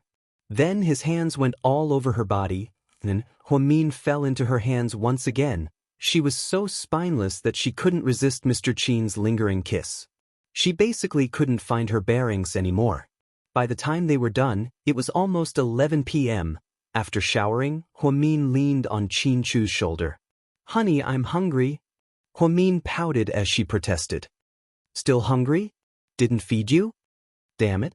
I didn't mean I'm hungry. Huamin couldn't help but hit Mr. Qin's dirty. Qin Chu smiled, got out of bed, and put on a bathrobe. What do you want to eat? I'll make it. Just let the kitchen prepare it. You're quite tired, so don't cook it yourself. If my wife wants to eat, I have to make it myself to show my sincerity. Please order. Vegetable noodles will be fine. Huamian was starving. Was. Teeth this ate. When they came back, Mr. Qin was so immoral that he directly carried her upstairs to fuck her. Therefore, she didn't have any energy left. She lay on the bed and didn't want to move. Her stomach was still protesting. By the time Qin Chu came up with a bowl of hot noodles, Huamin was already asleep. Her sleeping posture was extremely unsightly. She was lying on the edge of the bed, exposing her entire back. She was really tired. She played a few rounds in one night and won the championship. His girl was always so outstanding. She didn't do much, but when she did, she shocked everyone. Qin Chu quietly put the noodles on the bedside table and carefully carried her back to her original position. Then he covered her with the blanket. If time could stop, he would want to be frozen in this moment forever. Qin Chu felt that ever since he married Huamin, he became a lot more fragile. He didn't dare to imagine what it would be like to lose Huamin. He already saw her as a part of his life, a part that he couldn't live without. It was December 28th on the lunar calendar, because most of the doctors at Southside were on vacation.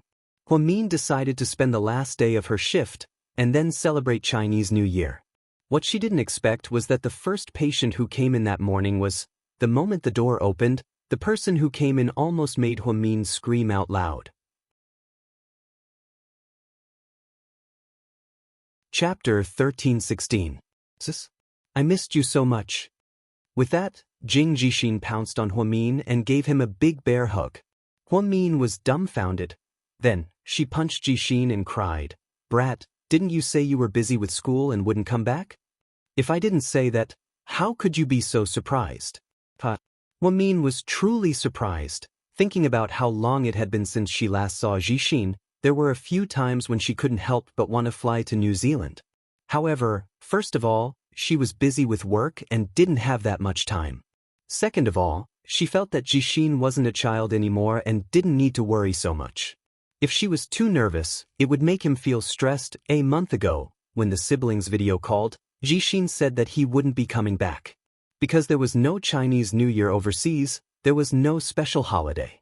Jixin was quite busy with his studies and didn't want to delay it. Huamin thought that was fine too. After all, boys' studies were more important. Therefore, he wanted to discuss with Qin Chu that he wouldn't go anywhere during the Chinese New Year and would stay at home with his mother.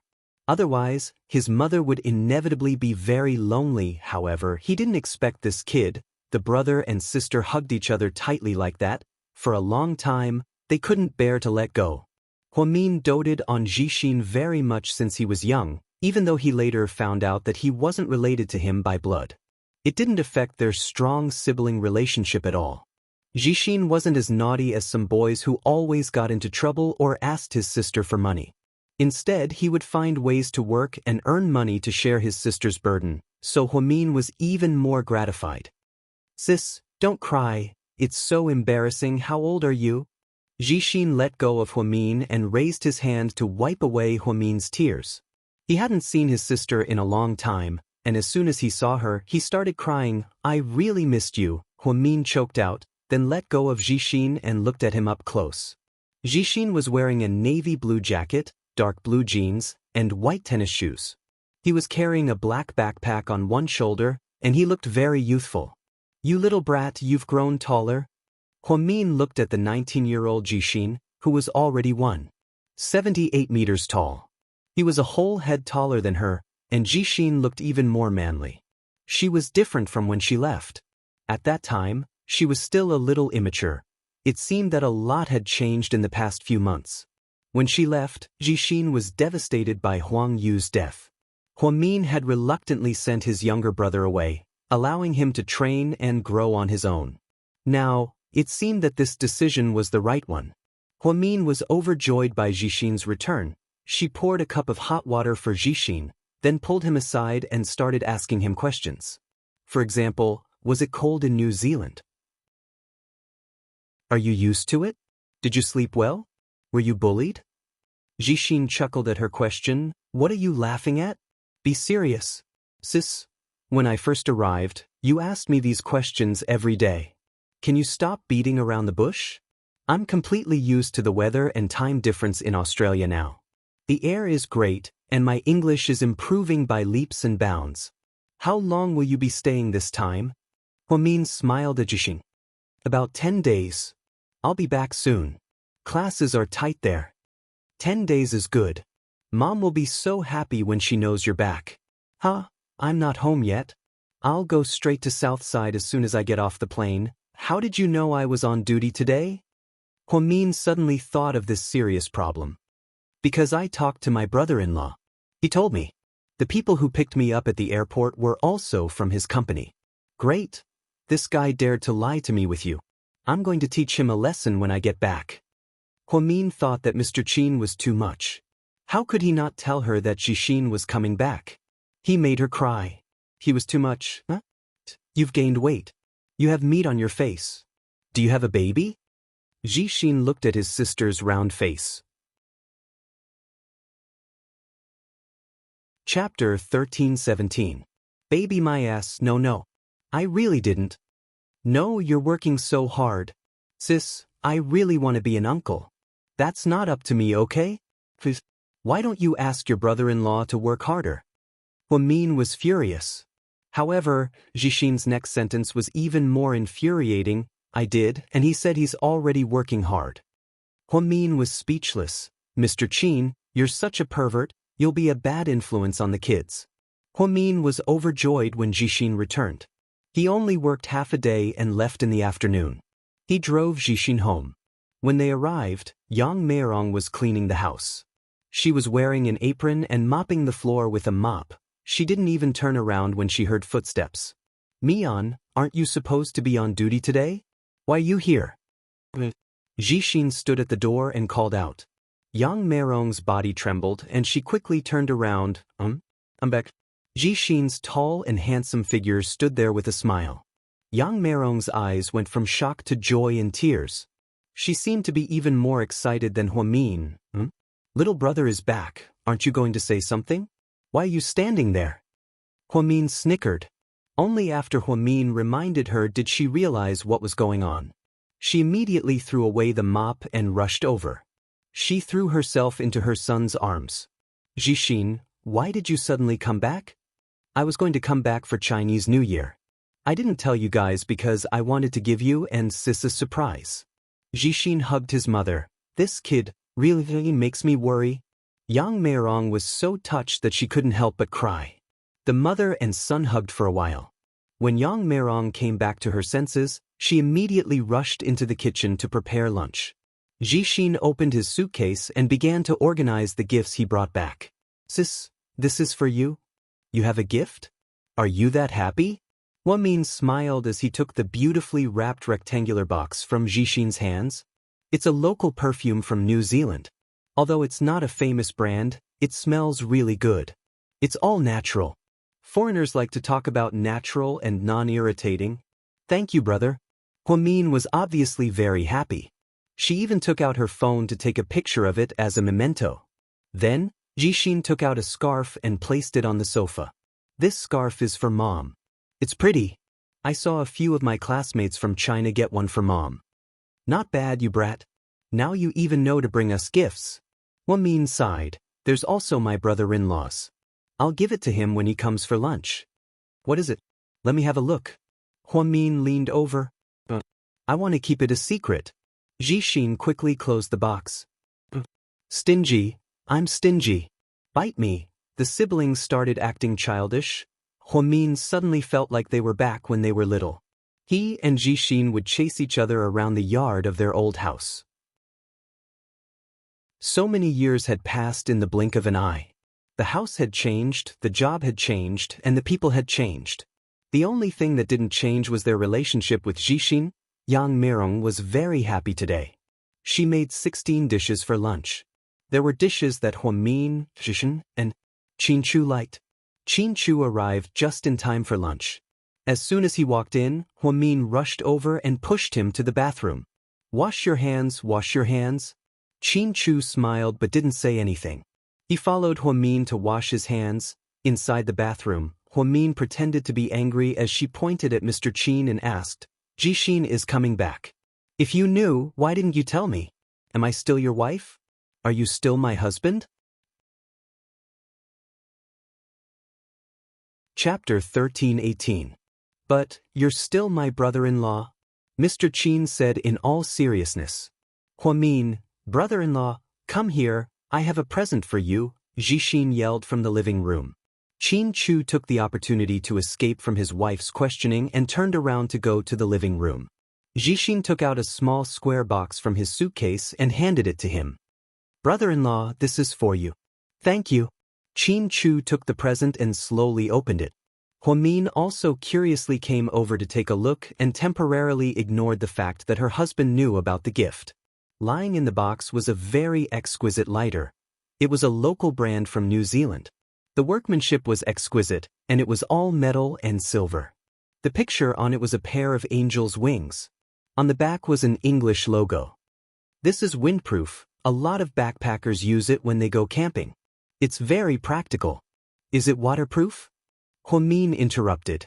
Jixin angrily flicked Huamin's head with his finger. Sis, are you out of your mind? This is a lighter, how can it be waterproof? If it's not waterproof, then it's not a good lighter. I thought it was some weird thing, how uncreative.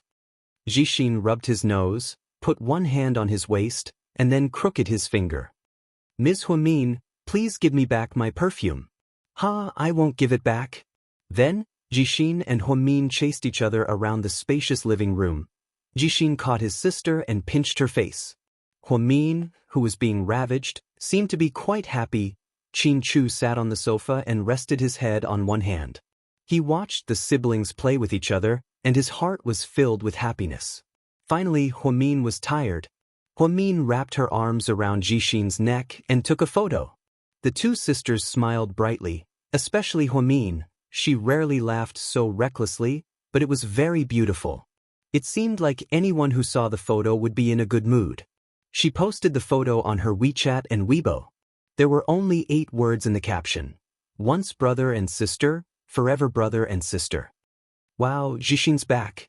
He's even more handsome than before. I told you I wanted to be your sister-in-law, but you said I was old? Zhu Lingling teased. Huamin replied to Zhu Lingling, you're not just old. More importantly, you're crazy. I'm afraid you'll harm the little fresh meat. Jixin replied to Zhu Lingling, Sister Ling, don't mess around. Gao Ran replied to Zhu Lingling, I'll be home in half an hour. We need to talk. Zhu Lingling replied to Gao Ran, Uncle Policeman, I'm just playing with that kid. Don't take it seriously. Huamin replied to Zhu Lingling, who asked you to show off? Serves you right. Huamin replied to Gao Ran, you can use force to deal with him, don't show him any mercy. Gao Ran replied to Huamin, don't worry, I won't show any mercy. Zhu Lingling, Mr. Qin, come out and control your family's troublemaker. She's trying to sow discord. Qin Chu replied to Zhu Lingling, sorry, I can't control her. She's always been the head of my family. Zhu Lingling, look up at the sky and sigh, where's the justice? Jixin replied to Zhu Lingling, haha, Sister Ling, your status seems to be declining now. Poor thing. At this moment, Su Yu was having the last executive meeting at Imperial Star's headquarters. He set up Weibo so that as soon as Huamin posted something, he would immediately be notified. About the last project before the end of the year, Su Yu was halfway through his sentence when he heard a notification from his phone. He looked down and saw that there was a new update on Weibo, so he looked down and unlocked his phone. He opened Weibo and saw Huamin's latest post. In the photo, the girl was smiling like a flower. For some reason, Su Yu was in a good mood. He felt like his heart was about to melt from Huamin's cuteness. President Su, what did you mean just now? The vice president beside him wasn't afraid of death. He nervously asked Su Yu what he didn't finish. Chapter 1319. What I meant was that everyone should take a good vacation first. We'll continue our discussion on the 8th of January. Okay, everyone, the meeting is over. Remember to go to the finance department to get your year-end bonus before you leave. That's all. After speaking, Su Yu picked up his phone and turned around to leave. Everyone was dumbfounded. Someone suddenly said, President Su seems to be in a good mood. What was that message on his phone just now? Did he win the lottery? Sky Blessing Court, the 4 of them happily finished their meal. Qin Chu had to go back to the company in the afternoon to deal with some work. Before he left, Huamin walked him to the entrance of his neighborhood. The two chatted as they walked. Honey, what do you think, should we do on New Year's Eve? I thought Jixin wouldn't come back, so I wanted to spend time with my mom. Now that he's back, should we go back to your place? You decide. Qin Chu didn't really care about this. It didn't matter whose house they were at, they were all family. Huamin thought hard for a few seconds and then slowly said, how about this? We'll go to your place first. After eating dumplings and setting off firecrackers, we'll go back to my place. Since my mom and Jixin sleep late, the four of us can play poker or something. What do you think? Qin Chu nodded, indicating that he didn't have any objections. Then, Qin Chu drove away and went to the company. Huamin walked back. The truth was, she had thought about why the two families couldn't spend New Year's Eve together. But first, if her mother and Jixin went to the Qin family's house, they would be a bit reserved. Everyone knew that if they didn't spend New Year's Eve at their own home, they wouldn't feel a sense of belonging. She couldn't let the Qin family's parents come to Sky Blessing Court either. That was unrealistic. The main reason was that there was a deep misunderstanding between the Liang family, especially between Huamin's mother and Qin Chu's mother. It was also mixed with the knot in their hearts when Jingde died. Therefore, Huamin didn't want the Liang family to be together. The only solution was to have one family for the first half of the night and another for the second half of the night. When Huamin came back, he told his mother and Jixin his idea. They obviously didn't have any objections. "Mian, I have something to tell you."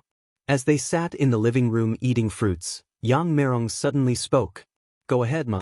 Huamin peeled an orange and spoke with his head lowered. 2 days ago, Xiuping came to my house and bought me some fruits. She said she was going home for the new year and wanted to see me in advance. "Oh? What did she buy?" Huamin was more serious. "I bought some apples." Yang Merong was a little embarrassed. Yang Xiuping had indeed only brought 3 apples and nothing else. He even called it a New Year greeting to his aunt. Huamin understood the gist of the matter from his mother's tone. Huamin asked again, "How much did you give her in the red packet?" Yang Merong raised her index finger. 100 yuan? Jixin asked. Yang Merong fell silent. Huamin straightened his back and corrected her. "It's $1,000. Okay." Yang Merong nodded. "What? $1,000? Mom, why did you give her so much? She came here with 3 rotten apples, and you gave her $1,000? Jixin didn't have a good impression of his uncle's family, so he was furious when he heard that his mother gave him $1,000. Huamin, on the other hand, was very calm as he continued to ask, "That's not all. Did you buy things for uncle and the others?" Huamin knew his mother well. Xiuping specifically said that she was going back to her hometown for the new year. Yang Merong missed her only family, so she must have bought a lot of things. Yang Merong nodded. "Yeah, I bought some beef and lamb for them, as well as some vegetables that they don't sell in my hometown. That's not all. I saw that the bird's nest donkey hide gelatin my brother-in-law gave you before is gone," Jixin interrupted. Chapter 13:20. Yang Merong was a little embarrassed. "I thought I wouldn't be able to finish it, so I gave it to your aunt." Why don't you remember how they treated our family back then?" Jixin was a little angry. "Forget it, Jixin, I gave it to you.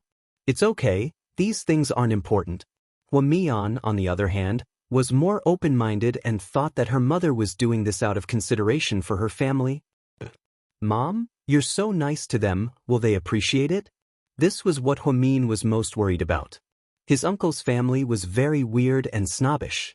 If you had money, you'd be nice to them, but if you didn't, you'd stay away. "I don't want them to appreciate it. Your grandparents are already dead, and your uncle is my only family other than you and your sister. I know, it's okay, Mum. It's okay if you gave it to them." Huamin then gave Jixin a look, telling him to stop blaming his mother. Jixin listened to his sister, so he didn't say anything. After working for an entire year, President Wu specially allowed Huamin to take 5 days off during the Chinese New Year holiday. They took a break from the 29th of the lunar calendar until the 3rd day of the lunar calendar. Huamin was very satisfied. The housekeeper and maids at South Hill Manor were also on vacation, and Huamin gave them half a month of paid leave. Perhaps it was because Huamin was poor when he was young, so he paid extra attention to Chinese New Year. In the past, his mother would only be willing to spend money on new clothes and food for him and Jixin during Chinese New Year. Gradually, this became a traditional habit. On Chinese New Year's Eve, Huamin wore a bright red short jacket, black tights, and red mid-length boots. He also wore a black beret. He looked very girly and extremely cute. Qin Chu's outfit was even funnier. It was also chosen by Huamin, and it was a red jacket. Chin Chu usually wore formal wear and rarely dressed so casually. She and Huamin got a couple's design. They were both bright red. Perhaps it was also to set off the spring festival atmosphere. Then, there was a black casual shirt and black casual pants, red and black. It was always the most beautiful and classic combination. When the young couple dressed like this, they actually looked like newlyweds who were about to return home. It was especially joyous. Huamin did not forget to show off his love for her, and the two of them took a photo together. Then he posted it on his WeChat Moments and Weibo. Huamin instantly exploded. "Oh my god, is that Mr. Chin? He's so cute. It's my first time seeing him in red. Wow, Mr. Chin even knows how to act cute when taking photos. Look at those innocent eyes. Miss Hua, please let go of Mr. Chin. Let me." Mr. Chin and Mrs. Hua are showing off their love, but I have to swallow it with tears in my eyes, because it's too damn touching. Huamin, I've always liked you. When I see people calling you arrogant and pretentious, I laugh. No matter how arrogant and pretentious you are, you're still better than those scheming bitches who pretend to be pretentious. What matters is our character. I'm your loyal fan, and I'll always support you. Dr. Hua, can someone with neurasthenia eat walnuts to nourish their brain? Or do they have to take sleeping pills? Chin Chu and Hua Mian are my favorite couple.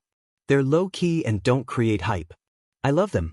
Mian, I heard you guys started dating in high school. Huh, so it's not a sin to date early. Lord Jesus, please give me a husband like President Chin. Everyone says that Huamin is lucky to have President Chin's love. But think about it. Mian isn't bad either, okay? She's a rare genius. If she was as ordinary as a glass of water, would Mr. Chin still love her? So, don't say that Mian is dating someone of a higher status. We don't know who's dating who. True fans, please leave this comment. Gossip, I heard that President Su from Imperial Star has been courting Mian, but she rejected him. Is that true? Huamin is shameless. He's trash. He's not as pretty as my song Goddess, an anti-fan said. Then, another loyal fan replied, did you forget to take your medicine when you left home? Huamin read these comments and almost burst out laughing. Honey, what are you looking at? Why are you laughing? Chin Chu looked at Huamin curiously as he drove. Chapter 1321. Huamin laughed as he held up his phone. Look at the comments on Weibo. These people are so talented. Chin Chu smiled dotingly. Huamin rarely showed off their love because back then, she and Chin Chu had a secret marriage. She didn't want to hurt too many people's feelings, so she chose to keep it a secret. Now, she announced it to the world. Just a few days ago, she won the snooker championship and secured a 3-year contract for GK. All the major media outlets in the city were reporting on it, and many of them wanted to interview the couple. However, Chin Chu rejected all of them because he didn't want Huamin to appear in the limelight too often. Huamin didn't want to be too high-profile either. She wasn't a celebrity, so why should she appear in the limelight so often? The couple bought a lot of things and drove straight to the Chin Manor. Chin Chu's parents were in a great mood, and the nanny went home early. Huamin followed his mother-in-law into the kitchen to prepare lunch. Huamin carefully prepared new clothes for his in-laws. Inside the kitchen, Lady Chin wore a red traditional Chinese jacket and looked especially festive. She held onto Huamin's hand affectionately. It's freezing outside, you must be cold driving here. No, I'm not cold. Huamin smiled.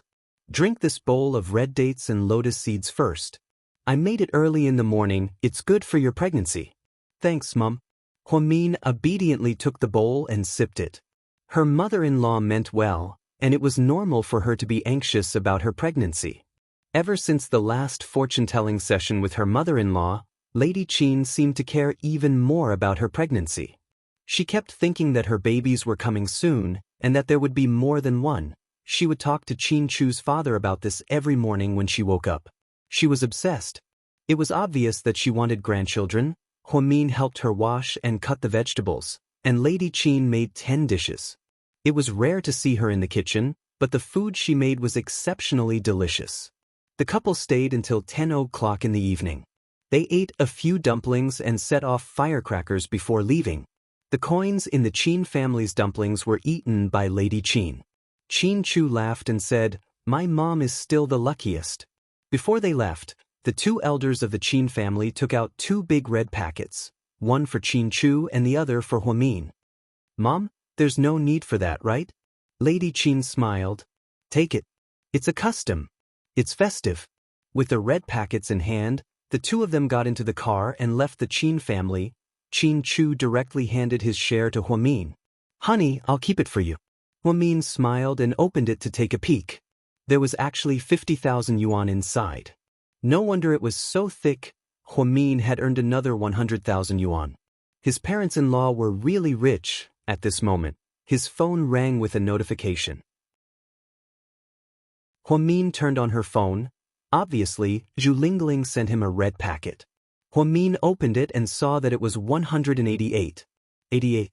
It said, "Happy New Year, girl." Then, one after another, she received red packets from her colleagues, her assistant, Jixin, and Gao Ran. There was even a red packet from President Wu.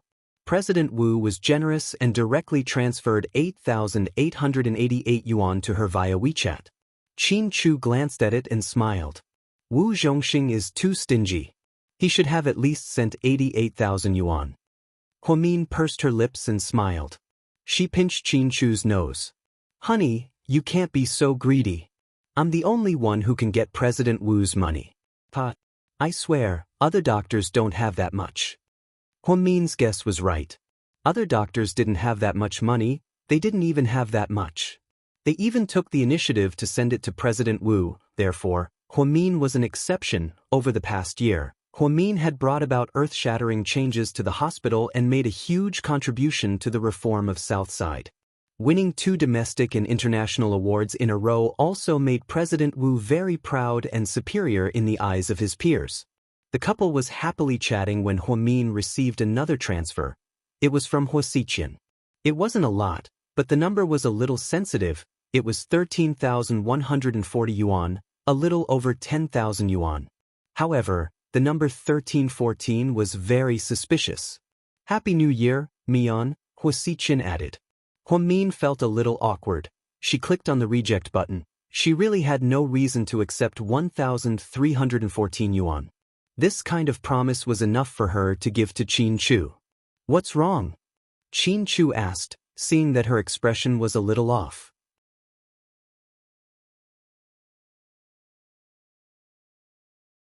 Chapter 1322. Huasiqian sent me a red packet? Huamin took out his phone and showed it to Qin Chu.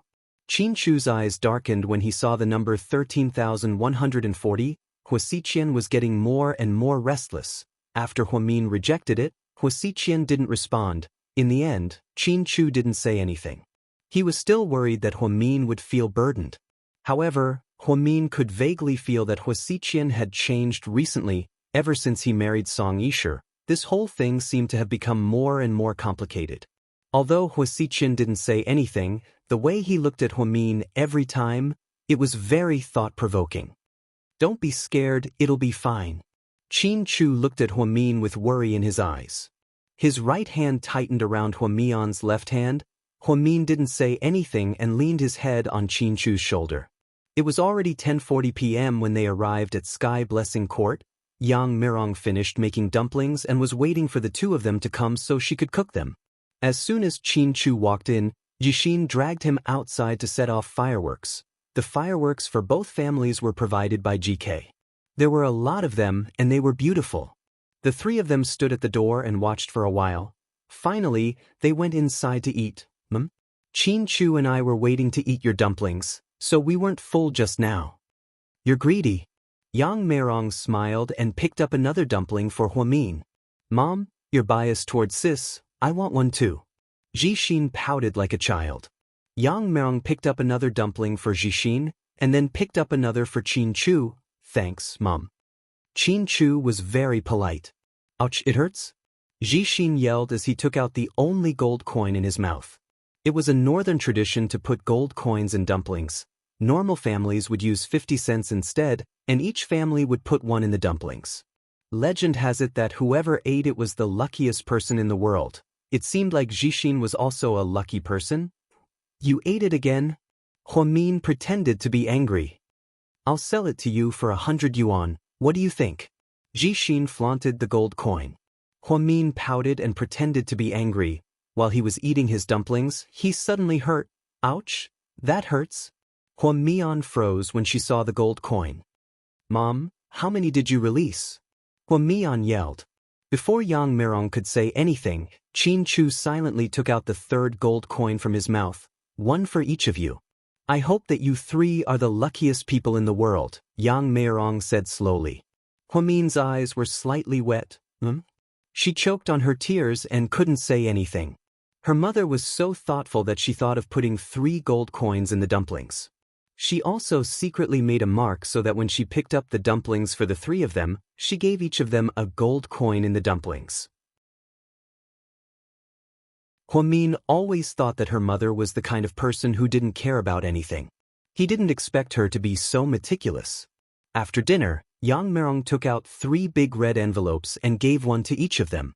Huamin, Happy New Year, Mum. I hope you're healthy. Qin Chu, Happy New Year, Mum. Happiness is always with you. Jixin, Happy New Year, Mum. I hope you can have a grandchild soon. Huamin, little brat, why don't you let Mom have a grandchild soon? Huamin protested. Hee, I'm still young. I'll leave this heavy responsibility to sis and brother-in-law. You guys have to work hard. Then, Jixin got up and ran upstairs with the red envelopes. He began texting his classmates on WeChat. Huamin opened the red envelopes and took a peek. 10,000 yuan per person was a lot for her mother. Qin Chu still gave the red envelopes to Huamin for safekeeping. He was a filial husband. Just then, someone knocked on the door. Huamin got up and opened the door in surprise. Hello, is this Miss Huamin's home? You have an urgent delivery, please sign here. The delivery man handed a small box to Huamin.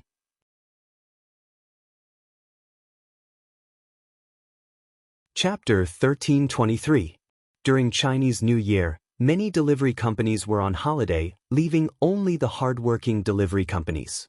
Huamin was confused as to who would mail her something during Chinese New Year. Moreover, it was mailed to Sky Blessing Court. Not many people knew her mother's address. Could it be a prank by Gao Ran and Lingling?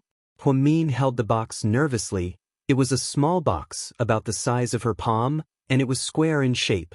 She hesitated for a long time, not daring to open the box. What's wrong? Qin Chu walked over and hugged Huamin's waist. Honey, can you open it for me? I'm scared. I'm scared of spiders, snakes, cockroaches. Huamin hated pranks the most. Qin Chu couldn't help but laugh. He took the box and slowly opened it. To his surprise, it was a white jade gourd. It was only 3 centimeters tall and was beautifully crafted. The color was beautiful, smooth, and stunning. A gourd? Huamin was a little surprised as she carefully picked up the gourd. It was a gourd dangling from a golden string. It was obviously worn around her neck. Who gave it to you? Huamin curiously searched the box, but she couldn't find a name. There's no name? Qin Chu was curious as well. Huamin shook her head, and she held the white jade gourd in her hand and was at a loss. Gourds were one of the mascots. Because they were homonyms for fortune, many people wore them to ward off evil spirits and ensure their safety. Huamin was very puzzled when she received an unsigned gift on Chinese New Year's Eve. She took a picture and posted it on her WeChat friend circle. She asked who it was, but no one admitted it. It wasn't Gao Ran or Lingling, nor was it Xiao Wei. Not even Hua Xiqin. Could it be Su Yu? Huamin thought about it and sent a private message to Su Yu on Weibo. Are you there? Have you ever given me a New Year's gift? So, are you reminding me to give her a gift? Su Yu sweated. Oh no, I just received a mysterious gift. I want to ask if it's from you? No. Oh, okay. Huamin was about to go offline. She saw that Su Yu had sent a red packet with the words Happy New Year written on it. She wanted to refuse, but then she saw Su Yu say, Take it. It's just a few dollars. It's for luck. Huamin was embarrassed by his words and immediately accepted the red packet. It was indeed only 88. This way, Huamin would feel a little more at ease. She really couldn't accept Su Yu's huge gift. After all, they didn't have such a good relationship. Huamin didn't hide it and showed the record to Qin Chu. Honey, look, it's not Su Yu either. That's weird. Qin Chu kept looking at the gourd. Finally, he said, this thing is priceless. I don't think an ordinary person could afford to give it to her. What do you mean? Huamin didn't know anything about antiques, so she naturally didn't know how much these things were worth. Therefore, she was dumbfounded. This is made of high-quality white jade.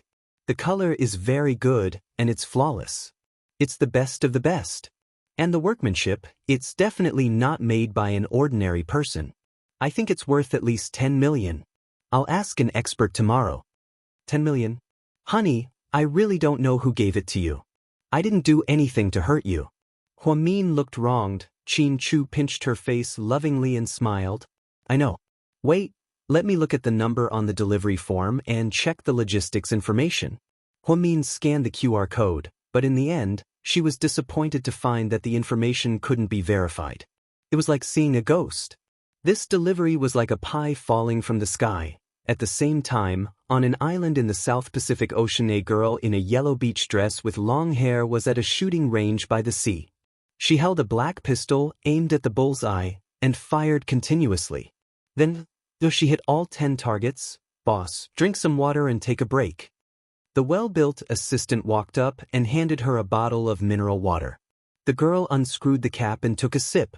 Then, she blinked her big eyes and asked, do you think she'll like my New Year's gift?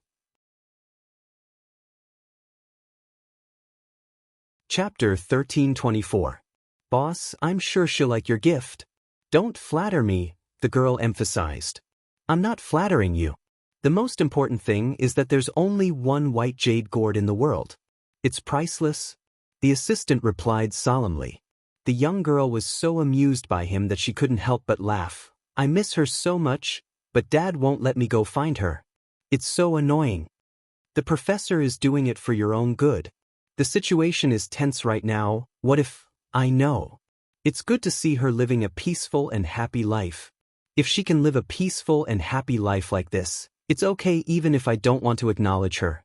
Dad and I have had a hard time. We've been homeless all these years, and I really don't want her to be involved in this. She's lucky to have a sister like you. You didn't go find her not because you don't love her, but because you've been protecting her. Forget it, let's not talk about it anymore. It's Chinese New Year, what's wrong with bitch Qiao?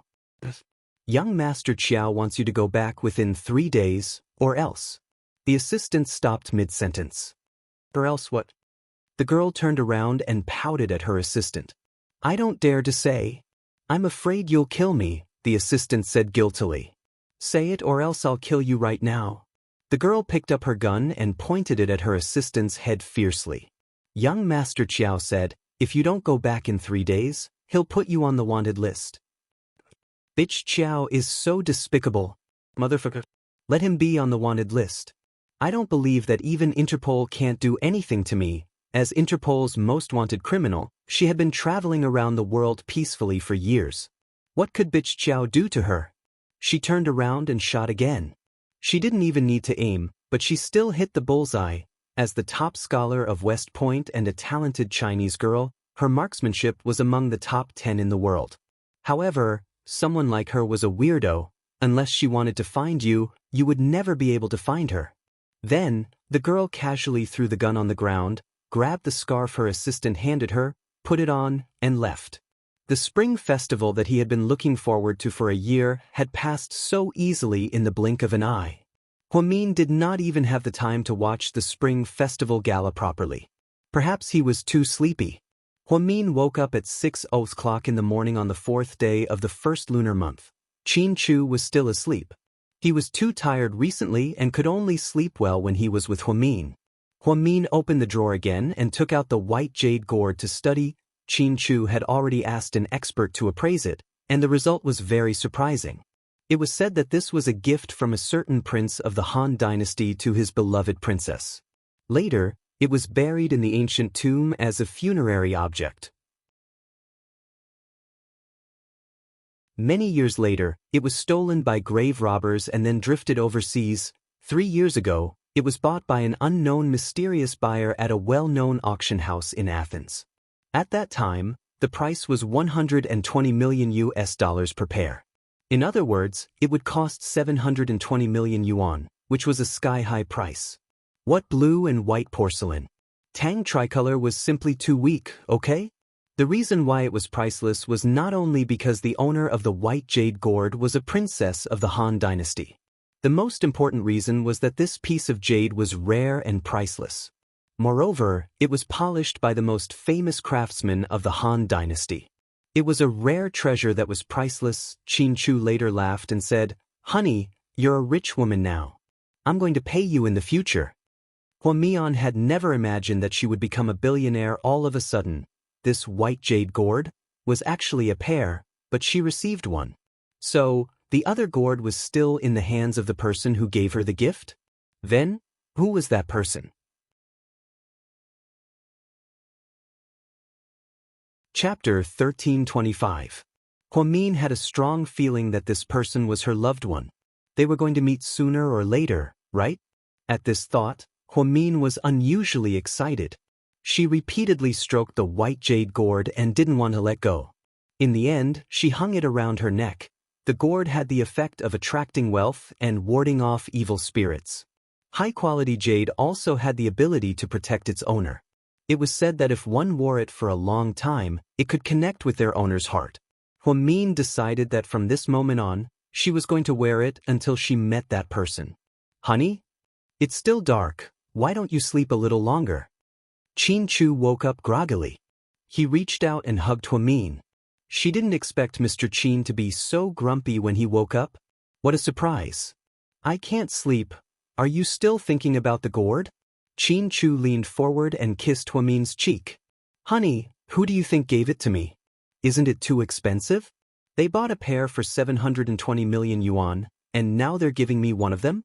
I suddenly have 360 million yuan. That's scary. Winning the lottery is nothing compared to you.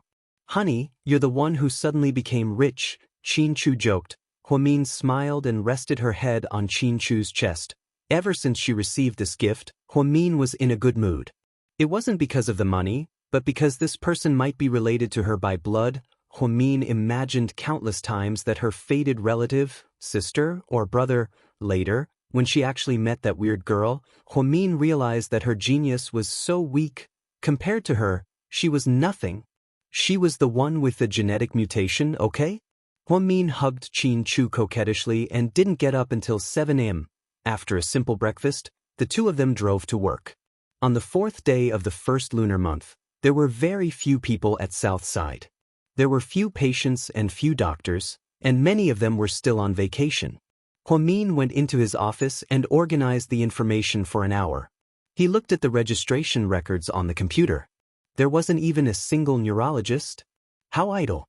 At this moment, the assistant knocked on the door and walked in. "Director, someone is looking for you. Let her in." Huo Min nodded. Then, Xie Wan walked in with a cardboard box. She was dressed much better than usual. Her clothes looked like they had just been bought. "Big Sister Xie, why are you here?" Huo Min quickly got up and poured a cup of hot water for Xie Wan. "Dr. Hua, these are the pork sausages I bought in the countryside.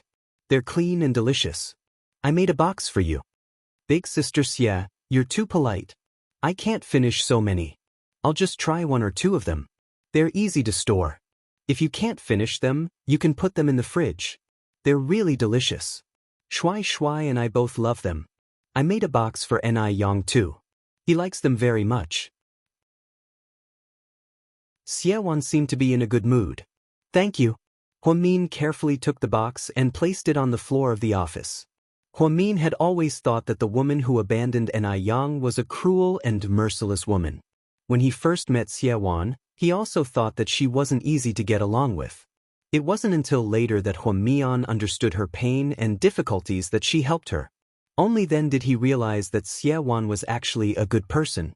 It was just that her fate was a bit too complicated. Xie Wan had always remembered Huo Min's kindness and used her own methods to repay him. Previously, she personally bought wool to knit a hat and scarf for Huo Min.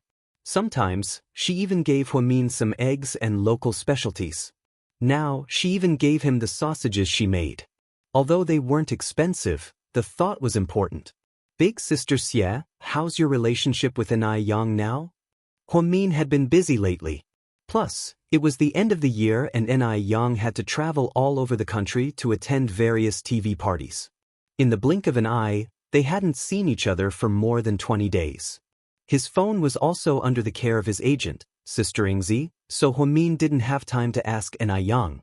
Now that Xie Wan reminded her, she finally remembered to ask. Chapter 1326. Xie Wan smiled. It's good, I'm already very satisfied. He didn't come back because he was streaming the Spring Festival Gala on New Year's Eve, but he did call me to tell me that he was safe. Shuai Shuai and I saw him sing on TV. Shuai Shuai was so happy when he found out that he was his older brother. He kept saying that he wanted to show off at school. Huamin could tell that Xie Wan was very content and happy. That's good, and Ai Yang is actually very soft-hearted, he's just stubborn. He'll always remember how good you are to him, Huamin added. Xie Wan nodded. Yeah, he's flying back to the city tomorrow night. He'll come to my place for dinner with me and Shuai Shuai. Dr. Hua, do you want to come too? I'll pass. I just came back from vacation and I have a lot of work to do. You guys have a good family reunion. Feel free to call me if you need anything. Okay, Dr. Hua, I won't bother you anymore.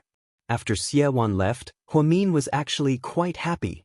In her opinion, the reconciliation between Enai Yang and his mother was something to be happy about. Enai Yang wouldn't be alone anymore, he wouldn't be a pitiful person who didn't even have someone to share his honor with. Just then, her phone beeped with a notification. Huamin opened her phone and saw that Zhu Lingling was showing off in her best friend's WeChat group. Zhu Lingling, Halala, Happy New Year to the two beauties. What are you guys doing? Huamin, I'm on duty at Southside. It's my first day at work. Jiang Xiaowei, I'm having dinner at my mother's place. Zhu Lingling, guess what I'm doing? Huamin, exercising with the police? Jiang Xiaowei, with Captain Gao. Zhu Lingling, fuck, you guys are so impure. Can't you guys have a nice chat? Let me tell you guys, I'm sunbathing in Bali right now. Are you jealous? After that, Zhu Lingling sent a picture. In the picture, she was wearing a hot bikini and resting on a beach bench with a glass of juice in her hand. Zhu Lingling was beautiful and had a great figure. After photoshopping, she was indeed pretty, and she didn't lose out to female celebrities. Huamin, why didn't you say anything? Did you go to Indonesia? Is this all? Jiang Xiaowei, why didn't you go to the Maldives? Is Bali interesting? Zhu Lingling, interesting. Why else would this be a popular destination for celebrities to get married?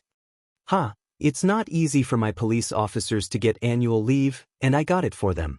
At the end of the year, our airline company will give out benefits, and our round-trip tickets are free. Isn't that great?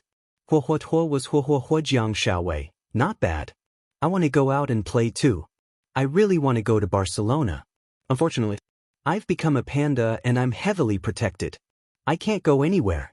Even if I go fishing at a resort in the suburbs, I have to be followed by bodyguards and nannies. It's so annoying.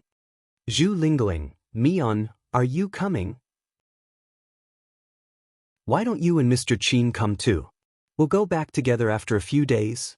Huamin, I'm not going. I'm already at work.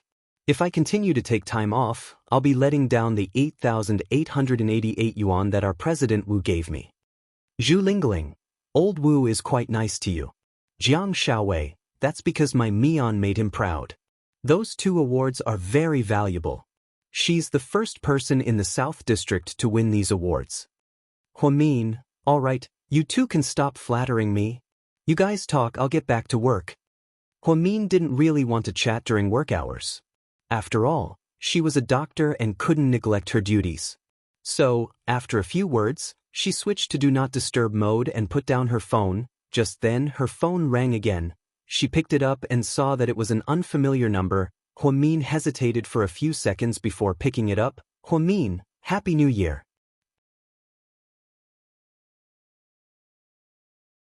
Chapter 1327. Xiaoxue? Huamin recognized Wu Xiaoshue's voice. Xiaoshue, you're back in China? Why didn't President Wu tell me? Huamin was pleasantly surprised. No, I'm still in Chicago. Then, how are you doing? How's the baby?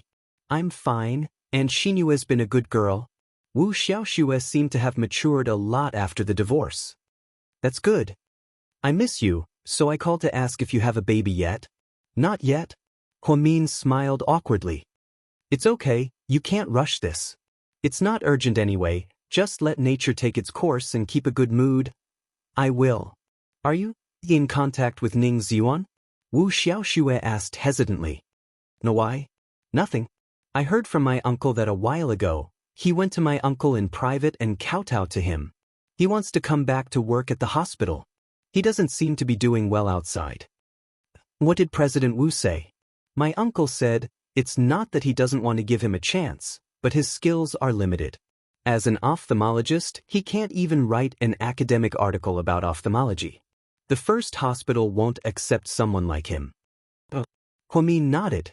She hadn't seen Ning Ziyuan in a long time and almost forgot about his existence. They hadn't seen each other since their argument last time. Xiaoshue, do you still hate him? To be honest, I don't hate him anymore. When I look at Xinyue's eyes, I think she's quite pitiful without a father. Actually, I called to ask if you could talk to Ning Ziyuan and ask him if he's willing to come to Chicago. Xiaoshue? Huamin wanted to say something but stopped. I know what you mean, he's not trustworthy, but I still want to give him a chance. Not to be my husband, but to be Xinyue's father. I understand. Don't worry, I won't persuade you to give up. We're both outsiders, you're the one involved. I'll always respect your decision. Thank you, Mian. After hanging up the phone with Wu Xiaoshue, Huamin was actually quite happy. Ning Ziyuan might have done a lot of bad things in the past, but he was still Xinyue's father. If Xiaoshue was willing to give him a chance, then as a passerby, she had no right to ask. She secretly noted this down and decided that if she had the chance to see him, she would ask for his opinion. As there were not many patients in the afternoon, the headquarters sent a mass message to inform the doctors on duty that they could leave work an hour earlier. Huamian drove straight to GK headquarters. To their surprise, they ran into Mo Shuang at the entrance. She was wearing a bright red fur coat and heavy makeup, looking extremely flirtatious. Huamin didn't understand why Hua Xiqian, who was obsessed with looks, didn't love Mo Shuang. She was already a rare beauty with a strong aura. Huamin was just about to say something when she saw Mo Shuang walking towards her. However, Mo Shuang walked right past her, completely ignoring Huamin's existence. Huamian's expression immediately turned awkward. She didn't know why Mo Shuang suddenly acted like this. She turned around and saw Mo Shuang walk towards a black Range Rover on the side of the road. The person driving the car was Jiang Yi. Jiang Yi saw Huamin looking over and waved at her. Huamin's face was expressionless as she turned around and walked into GK. After Mo Shuang got into the car, Jiang Yi smiled and asked, "You're so cold today. How could you ignore a young lady?" "She's not my friend, why should I talk to her?" Mo Shuang sneered. Stop looking for excuses. It's because of Hua Xiqian, right? Jiang Yi smiled.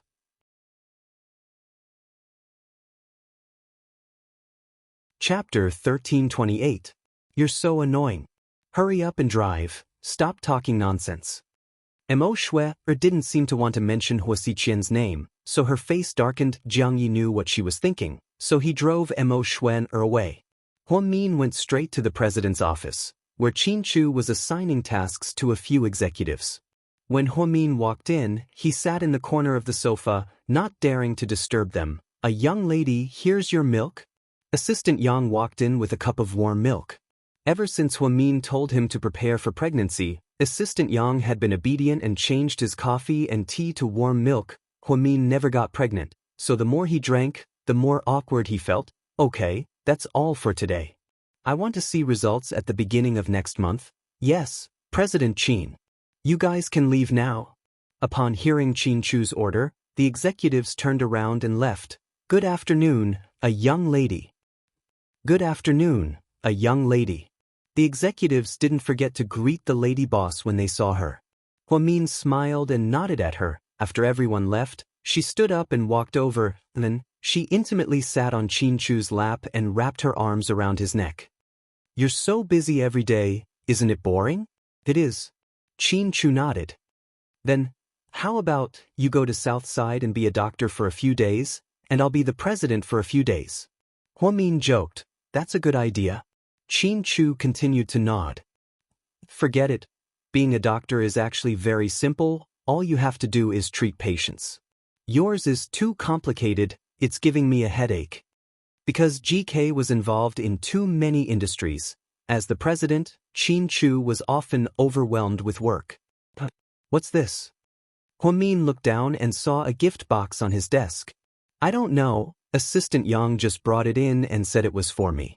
I haven't had a chance to look at it yet." Qin Chu didn't seem to care about these things. "You have deliveries too? Let's take a look. Is it also a priceless treasure?" With that, Huamin took the initiative to open the box. Inside was a Versace men's shirt. It was black with diamonds on the cuffs. It was very luxurious. Qin Chu had this shirt. Huamin remembered that when he bought it, the price tag was more than 80,000 yuan. Who is so generous to give you such expensive clothes? Who knows? Qin Chu's expression was indifferent. Huamin picked up the clothes. There was a pink card at the bottom. "President Qin, Happy New Year. Good luck at work." There were only 2 words signed off, Linyu. Huamin was suddenly enlightened. Jiang Linyue? This woman still hasn't given up? She was even more determined than Song Yisher. Huamin was impressed by her. After seeing the card, Qin Chu quickly took the clothes from Huamin and threw them into the trash can. "Why did you throw them away?" "What else? Do I have to wear them?" Mr. Qin said proudly. Huamin couldn't help but laugh. "You can give them to Assistant Yang? Would he dare to wear them? His wife will make him kneel on a durian when he gets home." As soon as Qin Chu said this, Assistant Yang came in to deliver some documents. Upon hearing this, he immediately corrected Qin Chu. "You're wrong, sir. My wife wouldn't buy something so expensive for me to kneel on. I have 2 pots of cactus at home." Qin Chu. Huamin. Ha!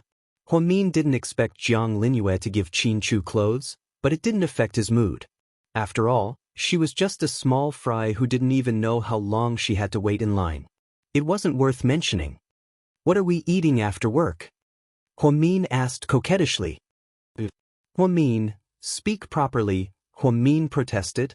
"You asked me, so of course I'll tell you what I like," Qin Chu said innocently. "Honey, Uncle Lee and the others aren't back yet. It's too troublesome to cook by ourselves. Let's go eat Japanese food." "Sure." Huamin waited at the company until 5:30 p.m. before Qin Chu got off work. The 2 of them drove to a famous Japanese restaurant. When the car stopped, Huamin was slightly surprised to see a woman walk out. "Why is she here?" Huamin muttered to himself.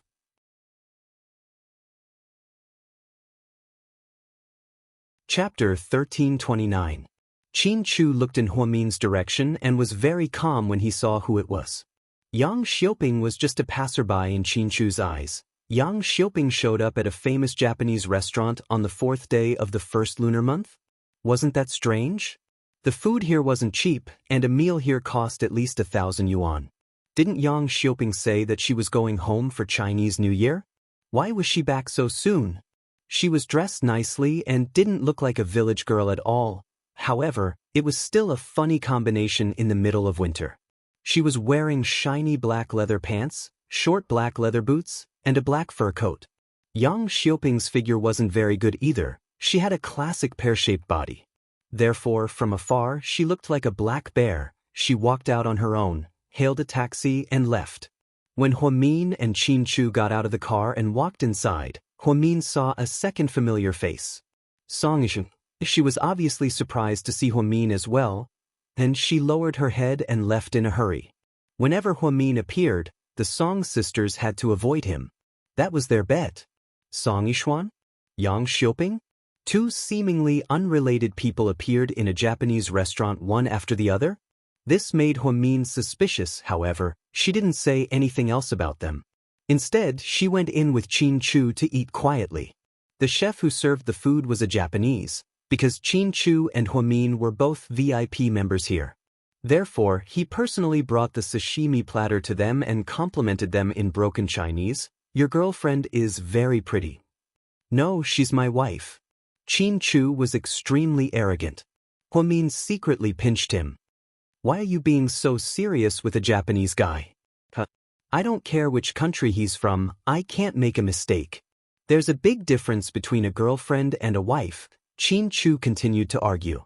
Huamin, on the other hand, was very happy. In her opinion, Huamin was an easily satisfied person. It was the happiest thing in the world to be able to eat your favorite food with the person you liked.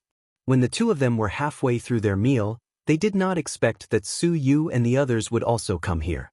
This time, Su Yu didn't come with his buddies like Wei Liao and Tang Chuan. Instead, he came with several famous artists under Imperial Star. Imperial Star was once ridiculed by outsiders as there were too few male artists and too many female artists. However, it was an undeniable fact that Su Yu's management style was very good and very modern.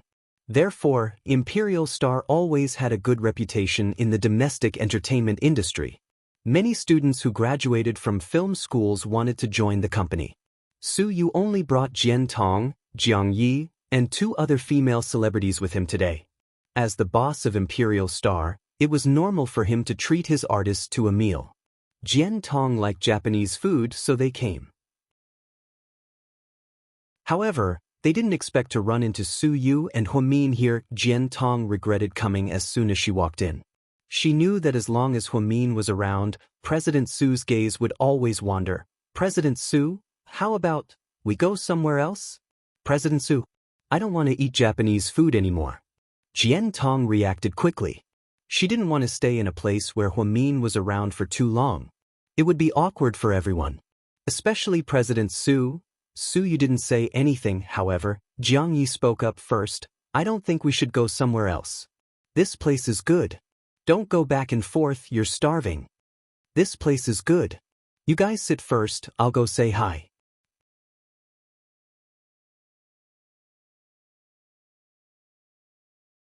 Chapter 1330. Su Yu was very generous and walked over to Chin Chu. Happy New Year, President Chin. Happy New Year, President Su. Chin Chu responded in a gentlemanly manner. Su Yu looked down at Huamin, who was eating salmon. Don't put too much mustard on it, it's very spicy. Then, Su Yu left. Huamin's hand trembled upon hearing Chin Chu's words. He had put too much mustard on it. When he put it in his mouth, he felt like tears were coming out of his eyes. Look at you, you're acting like a child. Chin Chu didn't know whether to laugh or cry. He immediately picked up a glass of water and handed it to Huamin. Huamin took a big gulp. Maybe because he used too much strength, the water came out of his mouth. Chin Chu wiped his mouth with a tissue as if he was taking care of a child. His gaze was as gentle as it could get. A female artist from Imperial Star said enviously, President Chin is so good to Mrs. Chin, I'm so jealous. Yeah, I heard that they've been together for many years. I have a friend who works at GK, and he said that President Chin is obsessed with his wife.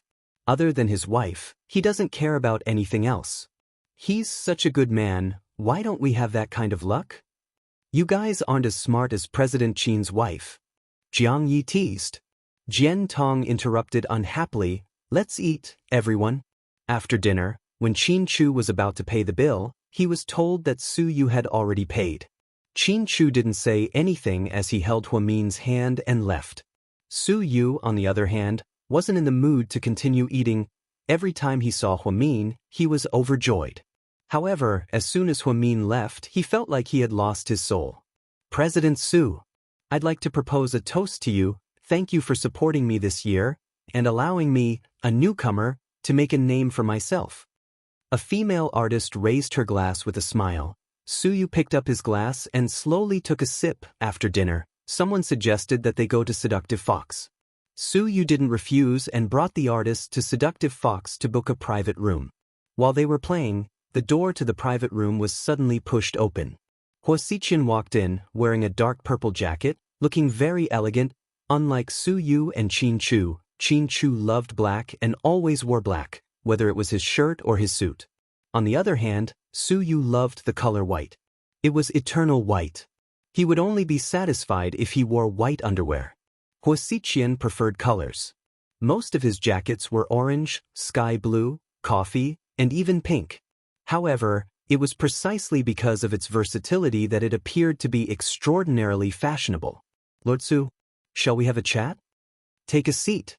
Su Yu was not in a good mood, so he said without raising his head or opening his eyes. Hua Xiqian didn't mind and sat down next to Su Yu. A considerate female artist poured Hua Xiqian a glass of wine. Thank you, beautiful. President Hua, you're welcome. The female artist smiled shyly. Aren't you the female lead of that spy movie that's on TV? Let me think, what's your name again? Zhang Wenna, right? President Hua, you know me? The female artist seemed surprised.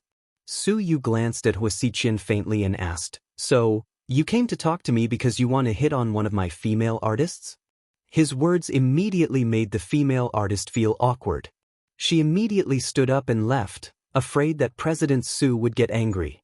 Hua Xiqian, on the other hand, smiled nonchalantly and said, Of course not. She's an artist under you, so you'd better keep her for yourself. I'm here today because I have something important to tell you. What is it? Su Yu hated beating around the bush, so he got straight to the point.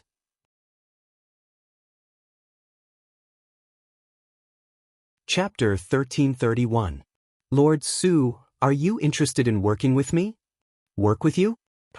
Do you want to enter the film and television industry? No, on the contrary. I want you to enter the real estate industry. Real estate? Sorry, I'm not interested. Su Yu had more money than he could count. If he wanted to enter the real estate industry, he would have done it a long time ago. The Su family bank could give him unlimited loans and investments. However, he felt that Imperial Star was good enough.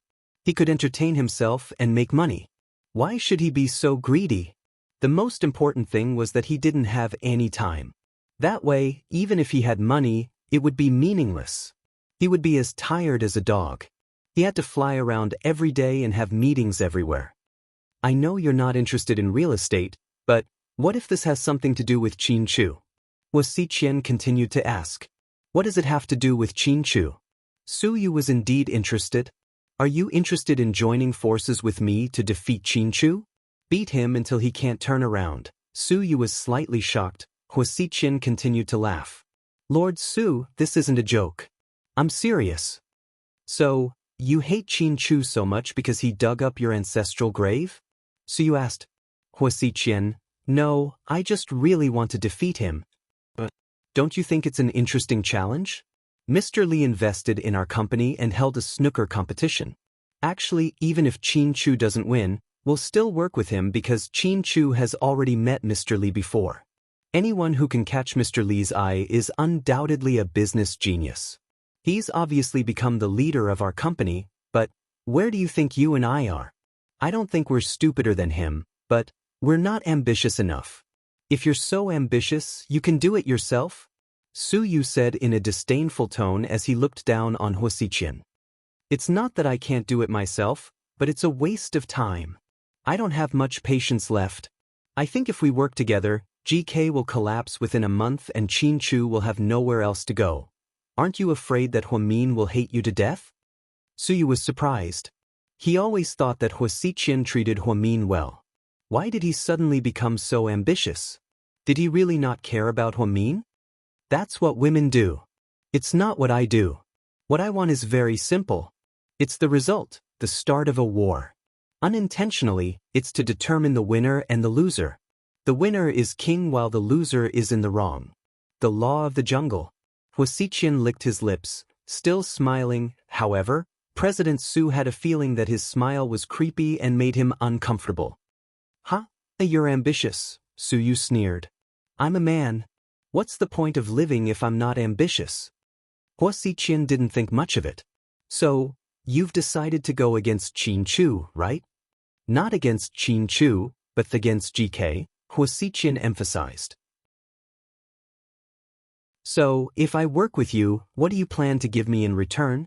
We can split GK 50 to 50, and each of us will get half.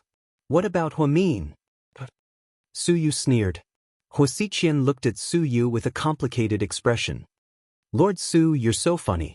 I always thought you treated Huamin quite well. Suyu lit up a cigarette and said slowly with it in his mouth. I did treat her well, Huasiqian admitted. But, are you sure you want to kill her? If you go against GK, you're going against Qin Chu. If Qin Chu is in trouble, I don't need to tell you what kind of state Huamin is in, you saw it at the hospital last time. So, you're forcing Huamin into a dead end. Suyu said in all seriousness, if I have a way to make Qin Chu leave me on, are you willing to work with me? Huasiqian suddenly asked. Upon hearing this, Suyu's expression changed slightly. So, you're saying that if we succeed, GK will be yours, and Huamin will be mine?